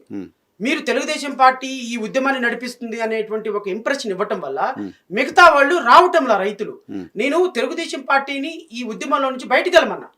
తెలుగుదేశం పార్టీగా మీరు దేనికి ఇంప్రెషన్ ఇవ్వద్దు, మీరు అన్ని వర్గాలను ఇన్వైట్ చేయండి, అన్ని రాజకీయ పార్టీలను ఇన్వైట్ చేయండి. తెలుగుదేశానికి సంబంధించిన నాయకులు అమరావతి ఉద్యమంలో కనపడే ప్రతి తెలుగుదేశం నాయకుడు తెలుగుదేశం పార్టీ దగ్గర కనపడతాడు. దానివల్ల ఏమి ఇంప్రెషన్ వస్తుంది? ఉద్యమాన్ని నడుపుతుంది తెలుగుదేశం పార్టీ అని ఒక బ్యాడ్ రూమర్ పడుతుంది కదా. అమరావతి ఉద్యమంలో తెలుగుదేశం పార్టీ నాయకులు కనపడితే తెలుగుదేశం నడిపిస్తుందనే ఇంప్రెషన్ వచ్చినప్పుడు తెలుగుదేశం ఎజెండాని తెలుగుదేశం ఛానల్స్లో శ్రవణ్ కూర్చొని మాట్లాడినప్పుడు తెలుగుదేశం పార్టీ ఇంప్రెషన్ న్యాచురల్గా వస్తుంది కదా. తెలుగుదేశం ఎజెండాని నేను తీసుకెళ్ళాల, ప్రభుత్వ వ్యతిరేక ఎజెండాని ఆబ్వియస్లీ తెలుగుదేశం పార్టీ ఎజెండాగా కన్వర్ట్ అయిపోయింది. నరసింహ గారు, ఒకటి కరవమంటే కప్ప కోపం, విడమంటే పాము కోపం అని ప్రభుత్వం వ్యతిరేకంగా ఎవరు మాట్లాడినా అది ప్రతిపక్షం అకౌంట్ లోనే పడుతుంది సార్.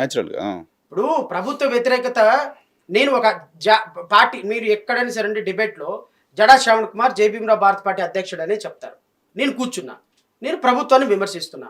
నేను కూర్చునే ప్లాట్ఫామ్ తెలుగుదేశం అయినంత మాత్రాన తెలుగుదేశం పార్టీకి సపోర్ట్ అంటే ఎలాగా? అంటే నేను అనట్లా అంటే ప్రజలు కూడా- అటువంటి ఇప్పుడు అమరావతి ప్రజలు ఉద్యమానికి కూడా- సంబంధించిన ఇప్పుడు దాంట్లో గఫూర్ గారు ఉంటారు, ఉమ్, మన లోక్ సత్తా బాబ్జీ గారు ఉంటారు, భారతీయ జనతా పార్టీ వాళ్ళు చాలా మంది పాల్గొన్నారు.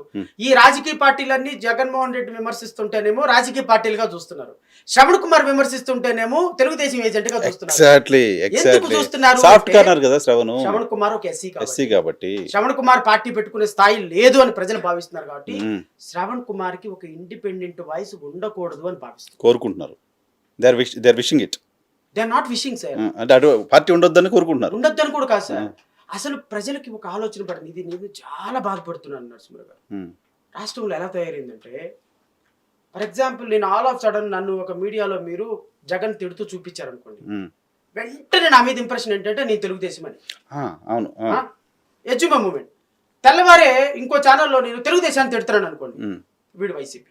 అసలు ఎటో ఒక వేలు తప్ప వీటిని అసలు మధ్యస్థంగా చూసే పరిస్థితులు లేరు. అన్ఫార్చునేట్. ఆల్టర్నేటివ్ గా నీకు ఒక ఒపీనియన్ ఉంటుంది, నువ్వు ఒక మనిషివి, నీకు ప్రజాస్వామ్యంలో ఒక పార్టీ పెట్టుకునే హక్కు ఉంది, ప్రజల దగ్గరికి వెళ్ళి ఓటు అడిగే హక్కు ఉంది, నువ్వు కూడా ఒక మనిషివే, రోజుకు కడుపు కన్నం తినే మనిషివే, న్యూట్రల్ పీపుల్వే అని గుర్తించడానికి సమాజం రెడీగా లేదు.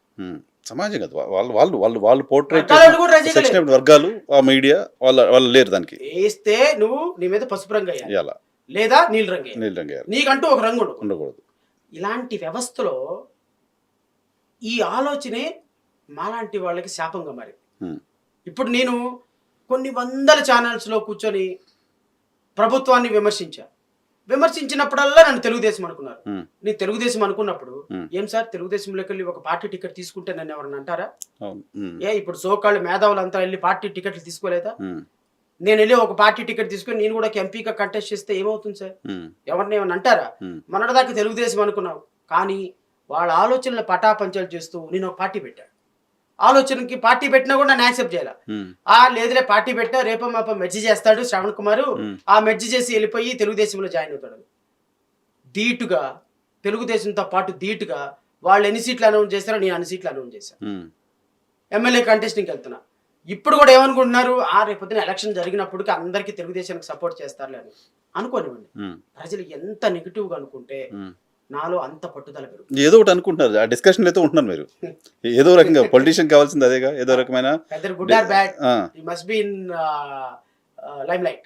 సో మీరు ఏంటి సార్ తెలుగుదేశం పార్టీతో ఇప్పుడు ఎన్డీఏ కూటమితో అసలు ఏం చర్చలు అవి ఏం లేవా? మాట్లాడలేదా ఇప్పుడు మీతో? అంటే పాలిటిక్స్ లో కాంచీరామ్ పాలిటిక్స్ నేను ఫాలో అవుతాను సార్. ఇప్పుడు మనం ఉద్యమం చేసేటప్పుడు ఆదర్శాలు మాట్లాడుకుంటాం, రాజకీయాలు మాట్లాడుకునేటప్పుడు పెద్ద టెక్నికాలిటీస్ ఉండకూడదు. రాజకీయాల్లో ఫ్లెక్సిబిలిటీ ఉండాలి, డైనమిక్గా ఉండాలి. సరే ఒక అటు ఇటు ఒక 10 అడుగులు అటు ఒక 10 అడుగులు ఇటు. సో నేను వాస్తవంగా నాకు ఒక మంచి ఇండియా కూటమితో పొత్తు ఏర్పడింది. 15 సీట్లు ఇస్తాం నాకు కాంగ్రెస్ పార్టీ. నేను ఆలోచించింది ఏంటంటే, గెలిచే దాంతో 5 సీట్లు తీసుకున్నా పర్లా, ఓడిపోయేదంటే 25 సీట్లు తీసుకున్నా అనవసరం. సో అప్పుడు 150 సీట్లు పోటీ చేయడం 150 సీట్లు పోటీ చేయడం బెటర్. సో 175 పోటీ చేయడం బెటర్. అయితే పొత్తులోకి వెళదామన్న ఆలోచన ఉన్న పరిస్థితుల్లో నరసింహరావు గారు, ఇది నేను చాలా హానెస్ట్గా నేను ఆన్సర్ చెప్పాలి. నేను కనుక సిన్సియర్గా పొత్తులో ట్రై చేస్తే కనీసం నా ఒక్క సీట్ అన్న నాకు వచ్చేది. దానికి ఎవరు వెనక్కిపోరు, మీకు ఒక సీట్ ఇవ్వడానికి ఎవరు వెనక్కిపోరు, ఈవెన్ మీ పార్టీకి. నా పార్టీకి నేను పలానా చోట పోటీ చేస్తాను, తెలుగుదేశం చంద్రబాబు నాయుడు గారి దగ్గరికి వెళ్ళి, సార్ నేను పలానా చోట పోటీ చేస్తున్నాను, నేను అన్ని కాన్స్టిట్యున్సీలు మీకు సపోర్ట్ చేస్తాను, ఆ ఒక్క సీట్ వదిలేయండి సార్ నాకు, నేను నా పార్టీ నుంచి వస్తానని రిక్వెస్ట్ చేసుకుంటే ఇచ్చేవాళ్ళు. నేనేం ఆలోచించానంటే, మనం పొద్దున్న లెగిస్తే భారతీయ జనతా పార్టీ ఐడియాలజీని తిడతాం. నేను డిబేట్లో చూసినా కూడా భారతీయ జనతా పార్టీ, నేను భారతీయ జనతా పార్టీ భావజాలానికి బేసిక్గా వ్యతిరేకం. ఐడియాలజీకి నేను వ్యతిరేకిని. ఎందుకు వ్యతిరేకం శ్రావణ్ గారు? వాళ్ళు ప్రపంచంలోనే పెద్ద పార్టీ కదంటే అయ్యి ఉండొచ్చేమో, ప్రపంచంలోనే పెద్ద పార్టీ అయ్యి ఉండొచ్చు, భారతదేశంలో మళ్ళీ మీరే అధికారంలో రావచ్చు, 400 సీట్లు రావచ్చు. 400 సీట్లు వచ్చినంత మాత్రాన మీ భావాలతో నేను ఏకీభవించాలని లేదు కదా. లేదుగా లేదుగా 450 సీట్లు వచ్చినంత మాత్రాన రాజ్యాంగాన్ని మార్చగలిగిన శక్తి ఉన్నటువంటి మీకు రాజ్యాంగాన్ని కించపరిస్తే నేను ఒప్పుకోను కదా. ఉమ్, ఎందుకంటే నేను ఓ పిచ్చి భావాలు ఉన్నవాడిని కాబట్టి, అంబేద్కర్ గారి కోట్ వేసుకొని తిరుగుతున్నాను కాబట్టి, ఆ కోట్ నా ఒంటి మీద ఉన్నంత వరకైనా కాస్త నిజాయితీగా ఉండాలి కాబట్టి. ఉమ్, ఎందుకంటే ఎన్నాళ్ళు బతుకుతామో మనకు తెలియదు. ఉమ్, మనం బతికినంత వరకు శ్రవణ్ కుమార్ అనేవాడు ఒక విలువలతో బతికాడరా అని అనిపించుకోవాలని నా కోరిక. అది నా ప్యాషన్. ఉమ్, నా ప్యాషన్ డబ్బు సంపాదించాలని కాదు, ఉమ్. లేకపోతే పదవులు సంపాదించాలని కాదు, లేకపోతే జడ్జి పోస్ట్ రిజైన్ చేసి డైరెక్ట్గా ఏదో పార్టీలోకి వెళ్ళి ఈజీగా ఇచ్చారు. వైఎస్ఆర్ కాంగ్రెస్ పార్టీలోకి వెళ్ళి అయ్యా నీ కేసులన్నీ నేను చూస్తాను, నాకు ఒక పదవి ఇవ్వు, నాకు ఒక క్యాబినెట్ ర్యాంక్ హోదా ఇవ్వు అని జగన్మోహన్ రెడ్డికి బొక్కే పట్టుకుని ఎప్పుడూ అయిపోతుంది. ఆల్రెడీ జగన్ గారు లాయర్కి రాజ్యసభ ఇచ్చారుగా. అలాగే ఆ, అయిపోదురు. కానీ నేను ఆలోచించింది ఏంటంటే, ఈరోజు భారతీయ జనతా పార్టీతో కలిసినటువంటి ఎన్డీఏ కూటమిలో శ్రవణ్ కుమార్ కనుక ఒక్క సీటు తీసుకున్నా నేను భావితరాలకి చరిత్రక సమాధానం చెప్పాల్సి వస్తుంది. ఉమ్, ఉమ్, సో అంటే నేను ప్రయత్నం చేయలా, Hmm. To be honest. అదేదో మళ్ళీ తెలుగుదేశం పార్టీ వాళ్ళు ఈయన మా దగ్గరికి ఎప్పుడు వచ్చాడు, మమ్మల్ని ఎప్పుడు అడిగారు, అయినా అసలు మీకు ఈయనకి ఇచ్చేస్తాయా అని అనుకుంటారు వాళ్ళు. ఉమ్, నేను అందుకని వాళ్ళకి కూడా చెప్తున్నా, మీ స్థాయిని ప్రశ్నించేదాకా వెళ్ళిపోయారా? వెళ్ళిపోతారు. ఎందుకంటే వాళ్ళు అవునండి చాలా అసలు. గొప్ప స్థాయి. ఆల్మోస్ట్ చాలా మంది మాట్లాడుతోంది Sravan sold out to YCP అని తెలుగుదేశం పార్టీ మాట్లాడుతోంది. నేను వైసీపీకి సోల్డ్ అవుట్ అయితే um, Avinash Reddy bail cancel చేయమని అనర్గళంగా ఈ రోజు ఆర్గ్యుమెంట్ చెప్పి ఎందుకు ఫైట్ చేస్తా నరసింహరావు గారు? అది సెకండరీ. వాళ్ళు ఎందుకు secondary అంటారు? టీడీపీకి అంటే వ్యతిరేకంగా మాట్లాడుతున్నారు మీరు- కాబట్టి అంటే ప్రజలు ఆ పాయింట్ తోనే ఏకీభవిస్తారు కానీ సరౌండింగ్ సర్కమిస్టెన్సెస్ చూడరా.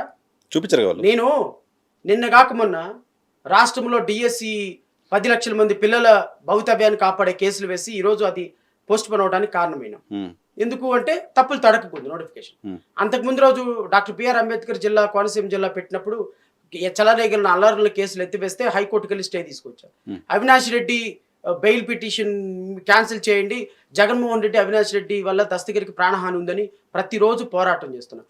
ఒక వైసీపీ దగ్గర మీరు అన్నట్టు సోల్డ్ అవుట్ అనే పదం అనేది ఎంత కఠినమైన పదం అంటే, ఈ సోల్డ్ అవుట్ అయినటువంటి వ్యక్తి అసలు జగన్మోహన్ రెడ్డికి వైఎస్ అవినాష్ రెడ్డికి ఆ ప్రభుత్వ వ్యతిరేకంగా ఒక్క కేసు వేయగలడా? మొరాలిటీ ఉంటుందా? దస్తగిరిని అభ్యర్థిగా నిలబెట్టగలరు. నిలబెట్టగలడా? మీరు ఆ మాట చెప్పండి. ఈవెన్ తెలుగుదేశం పార్టీ నిలబెట్టలేకపోతాం. సునీతారెడ్డి గారి వాళ్ళ అమ్మని ట్రూ సునీతారెడ్డి గారు. ట్రూ. ఇప్పుడు ఈ రోజు ఆ ధైర్యం తెలుగుదేశం పార్టీ నేను మీ ద్వారా రాష్ట్ర ప్రజలకి పిలుపునిస్తున్నా, జగన్మోహన్ రెడ్డిని ఓడించండి. ఉమ్, జగన్మోహన్ రెడ్డికి ఒక్క రోజు కూడా పరిపాలన చేసే అర్హత లేదు. Is it not sufficient? Hmm. ఇంకా సీతలాగా వెళ్ళి ఏమన్నా దూకాలా దేంట్లో? ఎవరో అడిగితే మీరు నిరూపించుకోవాల్సిన No, no, no, అవసరం లేదు. నేను సోల్ అంటున్నా- we need to answer our soul only, right? నేను కూడా ప్రజలకే చెప్తున్నా, Hmm. ప్రజలను కూడా చెప్తున్నా.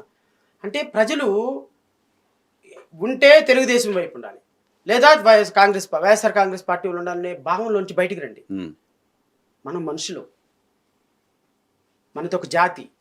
ఏ జాతి? అణగారిన వర్గాల జాతి. బ్రాహ్మిన్స్లో నిరుపేదలు ఎంతమంది ఉన్నారు సార్? అవును. వైశ్యాస్లో నిరుపేదలు ఎంతమంది ఉన్నారు సార్? కూటికి తినడానికి అన్నం లేని వ్యక్తులు బ్రాహ్మిన్స్లో, బీసీస్లో, కమ్మోళ్ళలో, రెడ్లలో ఉన్నారు సార్. నా దగ్గర పనిచేసే జూనియర్లు 3 కమ్మ పిల్లలు సార్. ఉమ్. పాపం వాళ్ళు ఏ నెల జీతం ఇవ్వకపోయినా 2వ నెల వాళ్ళ ఇంటి అద్దె కట్టుకోలేని పరిస్థితి సార్. అవును, ఖమ్మాస్లో నా ఫ్రెండ్స్ చాలా మంది ఏ ఉన్నారు. చాలా వాళ్ళు వాళ్ళు వాళ్ళు వాళ్ళు నా తర్వాత బ్రాహ్మిన్ పిల్లలు చెల్లెళ్ళు నా దగ్గర పనిచేస్తున్నారు. మా ఆఫీస్లో మోస్ట్ ప్రామినెంట్ అడ్వకేట్స్గా ఉన్నారు. ఉమ్, ఇలాంటి వాళ్ళందరూ కులం పట్టి మనం చూస్తామా? నిరుపేద కులం అనేది ఒకటి ఉంది సార్. కరెక్ట్. ఆ నిరుపేద కులాన్ని అడ్రస్ చేయాల్సినటువంటి బాధ్యత రాజ్యాంగం ఇచ్చింది. ఎవడెవలా ఉమ్, ఆ రాజ్యాంగం నాకు ఇచ్చింది. ఉమ్, ఈ అడ్రస్ చేయాల్సినటువంటి బాధ్యత, ఆ బాధ్యత మనసుల్లో నుంచి, గుండె గొంతుకుల్లో నుంచి రాలేకపోతే సమాజం అనవసరం. ఉమ్. ఇక నేను ఇప్పుడు నరసింహరావు గారు, మీరు పుట్టాలని ఏ కులంలో పుడతారు? ఎవరి విషయం కాదు కదా. మీకు అది చాయిసా? Um, no, birth is not a choice. పలానా కులంలో పుట్టాలని పుట్టాం, ఎవరు అంతే కదా మనకు. It is not in your domain. Um, అది పుట్టాలంటే పుడతాం అంతే. పుట్టిన తర్వాత ఇది మన కులం అనుకుంటాం అంతే. అంతే. కులం అంటే నా దృష్టిలో వెనుకబాటుతాను. అది ఏ కులంలో ఉన్నా వాళ్ళు నా కులమే. ఉమ్. రెండే కులాలు సార్, డబ్బులు ఉన్న కులం, లేని That's కులం, all. అంతే రెండే. సో రాజకీయాల్లో వెనుకబాటుతనానికి గురైనటువంటి కమ్యూనిటీస్ని, వాళ్ళందరినీ అప్లిఫ్ట్ చేయాల్సినటువంటి బాధ్యతతోటి, ఒక థాట్ ప్రాసెస్ తోటి వచ్చినటువంటి శ్రవణ్ కుమార్ పెట్టినటువంటి పార్టీ జై భీమ్రావ్ భారత్ పార్టీ రాజ్యాంగం కోసం, విలువల కోసం, ఒక సిస్టమ్ కోసం నిలబడింది. అంతేగాని ఎమ్మెల్యే సీటు కోసం తాకట్టు పెట్టి కార్పొరేషన్ ఏదో చైర్మన్ పదవి ఇస్తారు కదా అని విలువలు మార్చుకొని వెళ్ళకూడదని నిర్ణయించుకున్నాను కాబట్టే ఆ ఒక్క సీటో 2 సీట్లో వదులుకొని ఈరోజు ముళ్ళ బాటను ఎన్నుకొని ముందుకు పోతుంది. ఏంటి సార్ మంగళగిరిలో ఎలా ఉంది? నారా లోకేష్ ఓడిస్తాను తిరుగుతున్నారు, పెద్ద ఎత్తున జనాలు పెట్టుకొని తిరుగుతున్నారు. సార్ ప్రజల్లో నారా లోకేష్కి ఎందుకు ఓటేయాలి అని ఉంది. ఉమ్, రెండోది ఏంటి అంటే జగన్ బాగా చేయలేదు కదా నారా లోకేష్కి వేద్దామని ఉంది. నారా లోకేష్ కూడా 100 కోట్లు 200 కోట్లు డంప్ చేయడానికి కూడా సిద్ధంగా ఉన్నాడు. అవునా? నారా లోకేష్ ఉమ్, చాలా ఎక్కువ ఇన్వెస్ట్ చేస్తున్నాడు. బికాజ్ అతనికి లైఫ్ అండ్ డెత్. ఉమ్, ఆయన ఇప్పుడు 2014లో మంత్రి అయ్యాడు, కానీ ఆయన ఏ రోజు గెలవల. ప్రతి ఒక్కళ్ళు కౌన్సిలర్గా కూడా గెలవనాడు, వీడేం మంత్రి అని అన్ని ఎగతాళి చేసిన మీదట 3 శాఖల మంత్రి ఈయన ఏదో ఈసారి గెలవాలని ఉంది. పాపం ఆయన ఆశలన్నీ అడియాసలు అయిపోతాయి. మీరు కంకణం కట్టుకున్నట్టు దానికి. అలానే ఏం కాదు, అతనికి అసలు ఎమ్మెల్యే అయ్యే అర్హత కూడా లేదు సార్. ఎందుకంటే నారా లోకేష్ మనీ మేనేజ్మెంట్లో పిహెచ్డి చేశాడు. అతనికి ప్రజల సమస్యల పట్ల కనెక్టివిటీ లేదు. ఇప్పుడు మీ దగ్గరకు వచ్చి మీరు ఒక సమస్యలో ఉంటే, అమ్మ మీ సమస్య నేను పరిష్కరిస్తాను, నాకు ఓటేయండి అని అడగటం కూడా రాదు. ఆ మాట అడగటం కూడా రాదు. పాప ఆయన స్టేజ్ మీద మాట్లాడాలి అంటే గంట సేపు ప్రాక్టీస్ చేసి రావాలి. అంటే నేనేమంటానంటే రాకపోవటాన్ని నేను తప్పు పట్టను, అసలు నీ మనసులో ఉంటే వస్తుంది బయటికి.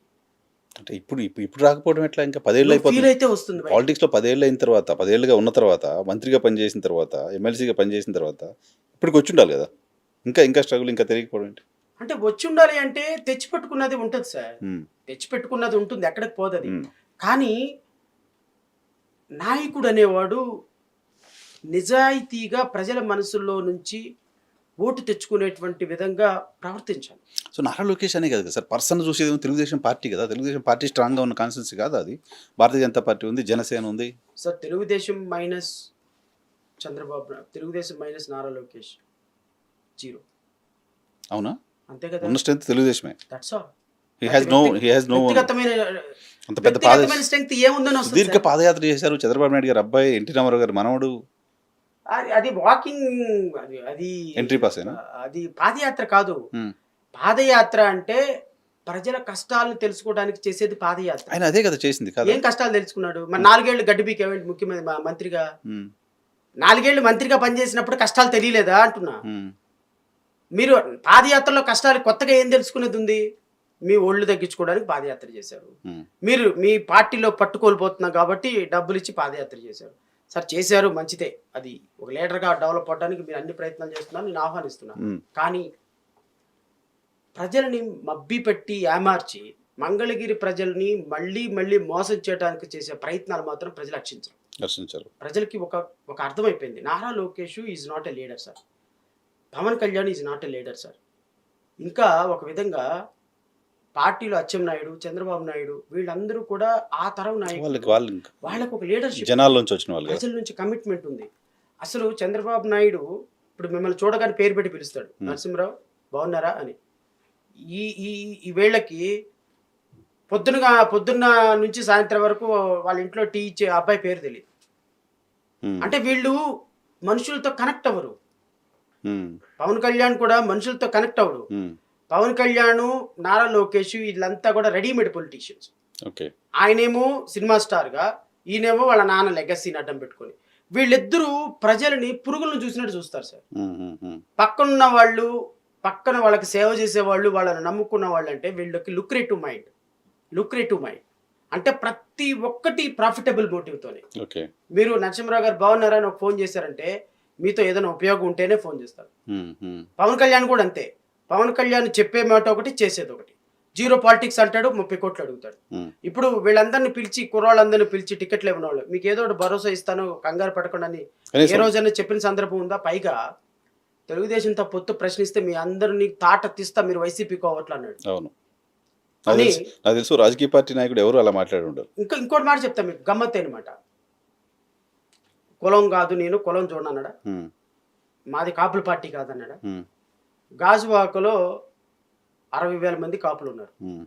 భీమవరంలో ఇంచుమించుగా 40-50 వేల మంది కాపులు ఉన్నారు. ఈ 2 కాన్స్టిట్యున్సీస్ కాక ఆంధ్రప్రదేశ్లో హయ్యెస్ట్ కాపులు ఉంది 93,000 మంది పిఠాపురం. మొత్తం స్టేట్లో ఎక్కువ అక్కడ. ఎక్కువ కాపులు ఉన్న కాన్స్టిట్యున్సీ. అందుకోసం అక్కడ సెలెక్ట్ చేసుకున్నారు. సర్వే చేసుకున్నాడు. సర్వే చేసుకొని హయ్యెస్ట్ ఉన్నటువంటి కాపులు ఉన్న కాన్స్టిట్యున్సీ ఎన్నుకున్నాడు. మీరు ఇప్పుడు చెప్పండి, ఆయన కులం ప్రకారం ఎమ్మెల్యే సీటు తీసుకున్నాడా, లేకపోతే ఆయనకి పిల్లనిచ్చిన అత్తగారు ఊరా పిఠాపురం, లేకపోతే ఆయన పుట్టిన ఊరా పిఠాపురం, లేకపోతే వాళ్ళ అన్న పెరిగిన ఊరా, లేకపోతే వాళ్ళ తాతగారు ఊరా Pithapuram? What way the Pithapuram constituency is related to Pawan Kalyan? మరి కులం లేదన్నావుగా, నాది కాపుల పార్టీ కాదన్నావుగా, నేను కులం కోసం రాలేదన్నావుగా, నాకు అందరూ సమానమే అన్నావు కదా. బట్ నువ్వు చేసిన పని ఏంటి? ఈరోజు శ్రవణ్ కుమార్ అనేటువంటి నేను ఒక జనరల్ కాన్స్టిట్యున్సీలో మంగళగిరిలో ఎస్సీ రిజర్వ్డ్ కాని కాన్స్టిట్యున్సీలో ఎన్నుకొని నేను ఈ రోజున పోటీ చేస్తున్నా. అది దమ్మంటే, అది సార్ దమ్మంటే. నేను ఎన్నుకొని రిజర్వ్డ్ కాన్స్టిట్యున్సీలో చేయటంలా, జనరల్ కాన్స్టిట్యున్సీలో కులానికి బాబాసాహెబ్ అంబేద్కర్ ఇచ్చిన రిజర్వేషన్ కూడా పక్కన పెట్టి ఈరోజు నేను జనరల్ కాన్స్టిట్యున్సీలో ఒక ముఖ్యమంత్రి కాబోతున్న అభ్యర్థి కోసం పోటీ పడుతున్నా. మాట చెప్పేది అంటే మీరు గెలవడం కోసం పోటీ చేయట్లేదు కదా, ఓడించడం కోసం పోటీ చేస్తున్నారు కదా. నేను అదే అంటున్నా. ఇప్పుడు పోటీ చేస్తా, 2029 పోటీ చేస్తా, 2034 పోటీ చేస్తా, చచ్చేంత వరకు నా కాన్స్టిట్యున్సీ మంగళగిరి. అంతేగాని పిఠాపురం ఒకరోజు, గాజువాక ఒకరోజు, లేకపోతే భీమవరం ఒకరోజు, అబ్బాయి తూచి అన్నీ కాదు తిరుపతి ఒకరోజు ఉండదు. ఎందుకంటే మీరు ఒక 5 సంవత్సరాలు మిమ్మల్ని నమ్మిన ప్రజలు పిఠాపురంలో గాజువాకలో మీకు 2 లక్షల ఓట్లు వేశారు.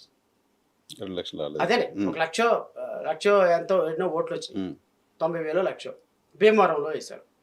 మిమ్మల్ని నమ్మి జేడీ లక్ష్మీనారాయణకి 3 లక్షల ఓట్లు జనసేన వైజాగ్లో వేశారు. ఆ నమ్మిన ఓట్లు చేసిన వాళ్ళు ఏం చేశారు? మీరు వదిలేశారు. నేను అడుగుతున్నా, గాజువాకలో మీకు నమ్మి ఓట్లు వేసిన వాళ్ళు పిచ్చోళ్ళా సార్? పిఠాపురం భీమవరంలో మీకు నమ్మి ఓట్లు వేసిన వాళ్ళు పిచ్చోళ్ళా సార్? ఈరోజు మళ్ళీ తగుదనమ్మా అని పిఠాపురం వచ్చి రేపు పిఠాపురంలో ఓడిపోతే పిఠాపురం ముఖం కూడా చూడదు సార్. గెలిచినా చూడని చెప్తున్నారు మీరు. గెలిచినా చూడని చెప్తున్నారు. గెలిస్తేనేమో 3 సంవత్సరాలకు 2 సంవత్సరాలకు ఒకసారి వచ్చి హాయ్ బాయ్ చెప్పేసి పోతాడు. ఓడిపోతే అసలు పిఠాపురం అనేది ఒకటి ఉందని కూడా చూడడు. రేపొద్దున పిఠాపురం కాకుండా ఇంకా రాష్ట్రంలో ఎక్కడ కాపులు ఎక్కువ ఉన్నారు, ఎక్కడ డబ్బులు ఇస్తే తొందరగా ఓట్లేస్తారు, ఎక్కడ నా మాటలకు సినిమా స్టార్లు అంటే బిలో 25 years వాళ్ళందరూ ఓటర్లు పవన్ కళ్యాణ్కి. సో బిలో 25 years వాళ్ళందరూ సినిమా పిచ్చోళ్ళు ఎక్కడ ఉన్నారని ఒక సర్వే చేయించుకుంటాడు. వీళ్ళంతా సినిమా పిచ్చోళ్ళంతా బళ్ళు వేసుకుని తిరుగుతారు అనుకున్న కాన్స్టిట్యున్సీలో 29లో పోటీ చేస్తాడు. ఇప్పుడు ఓడిపోతే ఒకవేళ పార్టీ ఉంటే ఏంటి పార్టీ ఉండదా? మరి అయ్యో మీరు 2024 ఆగస్టు 8 ఎప్పుడో జనసేనని మెర్జ్ చేస్తారని చెప్పాడు కదా సార్ భాజపాలో. ఎవరు చెప్పారు? ఆయనే. నేను భారతీయ జనతా పార్టీని విలీనం చేసేయాలనుకుంటున్నాను, అసలు పార్టీ ఇలాంటి మోడీ ఇలాంటి ప్రధానమంత్రి ఉంటే అసలు నేను పార్టీయే పెట్టేవాడిని కాదు, నాకు ముందు ఆయన పరిచయం. ఓకే నేను సచ్చేపే. అసలు మోడీ అనేవాడు ఇలాంటి వాడు ఉంటాడని చెప్తే నాలాంటి వాడు అసలు పార్టీ పెట్టే అవకాశమే లేదు, నేను పార్టీ కూడా మెర్జ్ చేసేస్తాను భారతీయ జనతా పార్టీలోని. తెలంగాణ ఎలక్షన్లోనే మాట్లాడారు. అసలు పార్టీ నడిపే ఉద్దేశం పవన్ కళ్యాణ్కి లేదు సార్. పార్టీ నడిపే ఉద్దేశం ఉంటే 10 సంవత్సరాల్లో ఒక స్ట్రక్చర్ డెవలప్ చేయకుండా ఉండడం. ఈ రోజున నువ్వు 10 మందిని అద్దెకు తీసుకొచ్చుకొని పక్కా పార్టీలో అద్దెకు తీసుకొచ్చుకొని ఓవర్ నైట్ వాళ్ళకి టికెట్లు లేవు. పార్టీ స్ట్రక్చర్ నువ్వు డెవలప్ చేయట్లేదంటే అర్థం ఏంటి? అసలు పార్టీ మీద ఓవరాల్ గా ఒక టెంట్ హౌస్ లాగా పార్టీని అమ్మేయాలి, భారతీయ జనతా పార్టీకి అమ్మేసి ఒక ప్యాకేజ్ లంసంగా తీసుకొని కేంద్ర మంత్రి పదవో ఇంకోటో తీసుకొని వాళ్ళ అన్నలాగా సెటప్ అయిపోయి రాజకీయాలు వదిలేసి వెళ్ళిపోయి శాంతంగా ఎంజాయ్ చేయాలి. సో పవన్ కళ్యాణ్ పేరు వైఎస్ఆర్ కాంగ్రెస్ పార్టీ చేస్తున్న విమర్శలు మీరు చేస్తున్న విమర్శలు ఒకేలా ఉన్నాయి. నేను విమర్శను మీరు ఎందుకు అంటారు? నేను చెప్పింది వాస్తవం కాదా? వాస్తవం. మరి నేను ఇప్పుడు అబద్ధాలు నేను చెప్పాను చెప్పండి నాకు. నేను చెప్పిన దాంట్లో ఇప్పటి వరకు చెప్పిన దాంట్లో టెంట్ వేసుకొని చేస్తున్నారు అనేది ఏదది? టెంట్ లాగా చేసేసుకొని చేస్తున్నారు. నేను పోల్చా అంటే సేమ్ పోలిక వైసీపీ కూడా చేస్తుంది. చేసి ఉండొచ్చు. ఇప్పుడు నేనే నా సొంత భాష కాదు సార్ ఇది. ఆయన చెప్పిందే. నేనేమో జీరో పాలిటిక్స్ అన్నాడు. ఎవ్వరికి కూడా డబ్బు లేని వాళ్ళకి టికెట్లు ఇవ్వాల. నెంబర్ 2 కులం కోసం నా పార్టీ లేదన్నాడు. మరి గాజువాకలో పాలకొల్లులో భీమవరంలో కులం ఓట్లు ఎక్కువ అని చేసి అట్లా ఓడిపోయినాడు కాబట్టి ఈ రోజు పిఠాపురం వచ్చాడు. పిఠాపురంలో 90,000 మంది కాపులు ఉన్నారు. కాపులు ఉన్న హైయెస్ట్ కాన్స్టిట్యున్సీ నువ్వు ఎన్నుకోవడానికి రీజన్ ఏంటి? కాపులు ఉన్నారనేగా, లేకపోతే మీ అమ్మగారు ఊరా, మీ అత్తగారు ఊరా, మీ భార్య ఊరా, లేకపోతే మీ అన్నగారు ఊరా, మీ తాతగారు ఊరా, మీ నాన్నగారు పుట్టి పెరిగి పోకూడదా ఏం లేకపోతే చంద్రబాబు నాయుడు గారు కుప్పం వెళ్ళారు ఆవిడ బామర్దు ఎవరు? చంద్రబాబు నాయుడు గారు కుప్పం ఆయన వెళ్ళారు సొంత కాన్స్టిట్యున్సీ పక్కన కాన్స్టిట్యున్సీ ఏడ పక్కన సార్ ఏడ చంద్రగిరి ఏడ కుప్పం పక్కన కుప్పం చిత్తూరు జిల్లా సొంత పక్కన జిల్లా. కాదు 200 కిలోమీటర్లు కుప్పం నుంచి చంద్రగిరి నుంచి 200 300 ఆయన 35 ఏళ్ల నుంచి చేస్తున్నాడు సార్. మోడీ ఆయన 5 సంవత్సరాల నుంచి ముఖ్యమంత్రి అక్కడ. కరెక్టే మోడీ గారు గుజరాత్ వదిలిపెట్టి ఉత్తరప్రదేశ్ లో పోటీ చేస్తున్నారు. పవన్ కళ్యాణ్ ఎక్కడైనా పోటీ చేయొచ్చు, కానీ సెలెక్టింగ్ ఆఫ్ కాన్స్టిట్యున్సీ ఎందుకు నువ్వు గాజువాకను ఎందుకు వదిలేసావు, భీమవరాన్ని ఎందుకు వదిలేసావు, ఇప్పుడు పిఠాపురాన్ని ఎందుకు ఎన్నుకున్నావు? కులం ప్రాతిపాదిక అవునా కాదా? ఓకే, మరి కులం ప్రాతిపాదికగా ఎన్నుకున్నప్పుడు నువ్వు కులం నాకు లేదు అని ఎందుకు చెప్తావు? This is my point. Okay, అంటే మీరు ఆయన కొంచెం లౌక్యంగా ఉన్నారు నారా లోకేష్ కంటే. ఏంటంట ఇంతకుముందు మీరు చెప్పారు కదా రెడ్ బుక్ లో రాసుకున్నా అది లోపల ఉండాలి కానీ బయటికి చెప్పొద్దు. చెప్పకూడదు. ఈయన కూడా బయటికి చెప్పకుండా పోటీ ఎట్ట చేస్తాడు సార్? ఇప్పుడు ఈయన పోటీ, ఇప్పుడు నాలాంటి బయటికి తీస్తాడు. నేను ఒకటే మాట, ఎవరైనా జనసేన వాళ్ళు మీ దగ్గర ఇక్కడ కూర్చున్నప్పుడు అడగండి, పిఠాపురం మీ బాస్ ఎందుకు సెలెక్ట్ చేసుకున్నాడు అని అడగండి. చెప్తున్నారు, దాచుకోవట్లేదు. వాళ్ళు కాపులు ఎక్కువ మంది ఉన్నారు అక్కడ పోటీ చేస్తారు. మరి కులం లేదని ఎందుకంటావు నువ్వు? నాది కులం కాదని ఎందుకంటావు? నాది కాపుల పార్టీ కాదని ఎందుకంటావు? నేను నమ్ముకున్నావు వదలని ఎందుకంటావు? గాజువాకలో ఓట్లేసిన వాళ్ళని నష్టం అమ్మేసావు. నిన్ను నమ్ముకున్న వాళ్ళకి టికెట్లు ఇవ్వకుండా అమ్మేసావు. నీ భీమవరంలో నిన్ను నమ్ముకున్న వాళ్ళకి కాన్స్టిట్యున్సీలో వెళ్ళావు. రేపు పిఠాపురంలో ఓట్లు వేసినా వాళ్ళని వదిలేస్తావు. సో వ్యక్తిగత జీవితంలో తమరు ఎంత క్వాలిటీగా ఉన్నారో ప్రొఫెషనల్ దీంట్లో కూడా అంతే క్వాలిటీతో ఉన్నారు. 2014లో ఒక పార్టీతో ఉన్నారు, 2019తో బీఎస్పీతో ఉన్నారు, సిపిఐతో ఉన్నారు, సిపిఎంతో ఉన్నారు, తెలుగుదేశంతో ఉన్నారు, భాజపాతో ఉన్నారు, ఇంకా ఏదో పార్టీలు ఉన్నాయి, కొంత పార్టీలు ఉన్నారు, ప్రజారాజ్యం పార్టీ ఉన్నారు, పంచలెప్పదీమని కొట్టారు, మీ అన్న కాంగ్రెస్ పార్టీలు కలిపేశారు, రాష్ట్రంలో కాంగ్రెస్ పార్టీతో కలిశారు, ప్రజారాజ్యంతో కలిసి పనిచేశారు, రాష్ట్రంలో ఉన్న రిజిస్టర్డ్ రికగ్నైజ్డ్ పార్టీలు అన్నిటితో కాపురం చేసినారు మీరు. పవన్ కళ్యాణ్ భార్యల గురించి కూడా కామెంట్ చేస్తున్నారు. నేనే కామెంట్ చేయటం, వ్యక్తిగత జీవితంలో వ్యక్తిగత జీవితంలో తమరు ఎంత క్వాలిటీగా ఉన్నారో ప్రొఫెషనల్ లో కూడా ఆ విధంగానే దాని రిఫ్లెక్షన్ అలా పడుతుంది అంటున్నా నేను. ఓకే, మీరు ఎప్పుడైనా జగన్మోహన్ రెడ్డి గారిని కలిసారా? లేదండి, నేను ఎప్పుడు కలిసే ఆలోచన ఉందా? కలిసే ఆలోచన కూడా లేదు. ఎందుకు లేదు అంటే జగన్మోహన్ రెడ్డి గారు ఒక రాజకీయ పార్టీ అధ్యక్షుడిగా నేను ఇష్టపడతానేమో, కానీ ఒక ముఖ్యమంత్రిగా నేను ఆయన ఇష్టపడను. ఒక ముఖ్యమంత్రిగా ఆయనకు ఆ క్వాలిటీస్ లేవు. ప్రజలు ఇచ్చినటువంటి ఒక అవకాశాన్ని, గోల్డెన్ ఆపర్చునిటీని తను చేజేతులారా కాళ్ళదనుకున్నాడు అనేది నా ఒపీనియన్. అయితే ఆయన చేసినవన్నీ మంచో చెడ్డో నేను ఇప్పుడు పోస్ట్ మార్టం చేయను, కానీ కొన్ని చారిత్రాత్మకమైనటువంటి తప్పిదాలు చేశాడు. అమరావతి రాజధానిని తరలించడం కానీ, అమరావతి రైతులకు అన్యాయం చేయటం కానీ, రాష్ట్రంలో 3 రాజధానులు అనే కాన్సెప్ట్ తీసుకురావటం కానీ, ఇవి రెండూ కూడా మంచిది కాదు.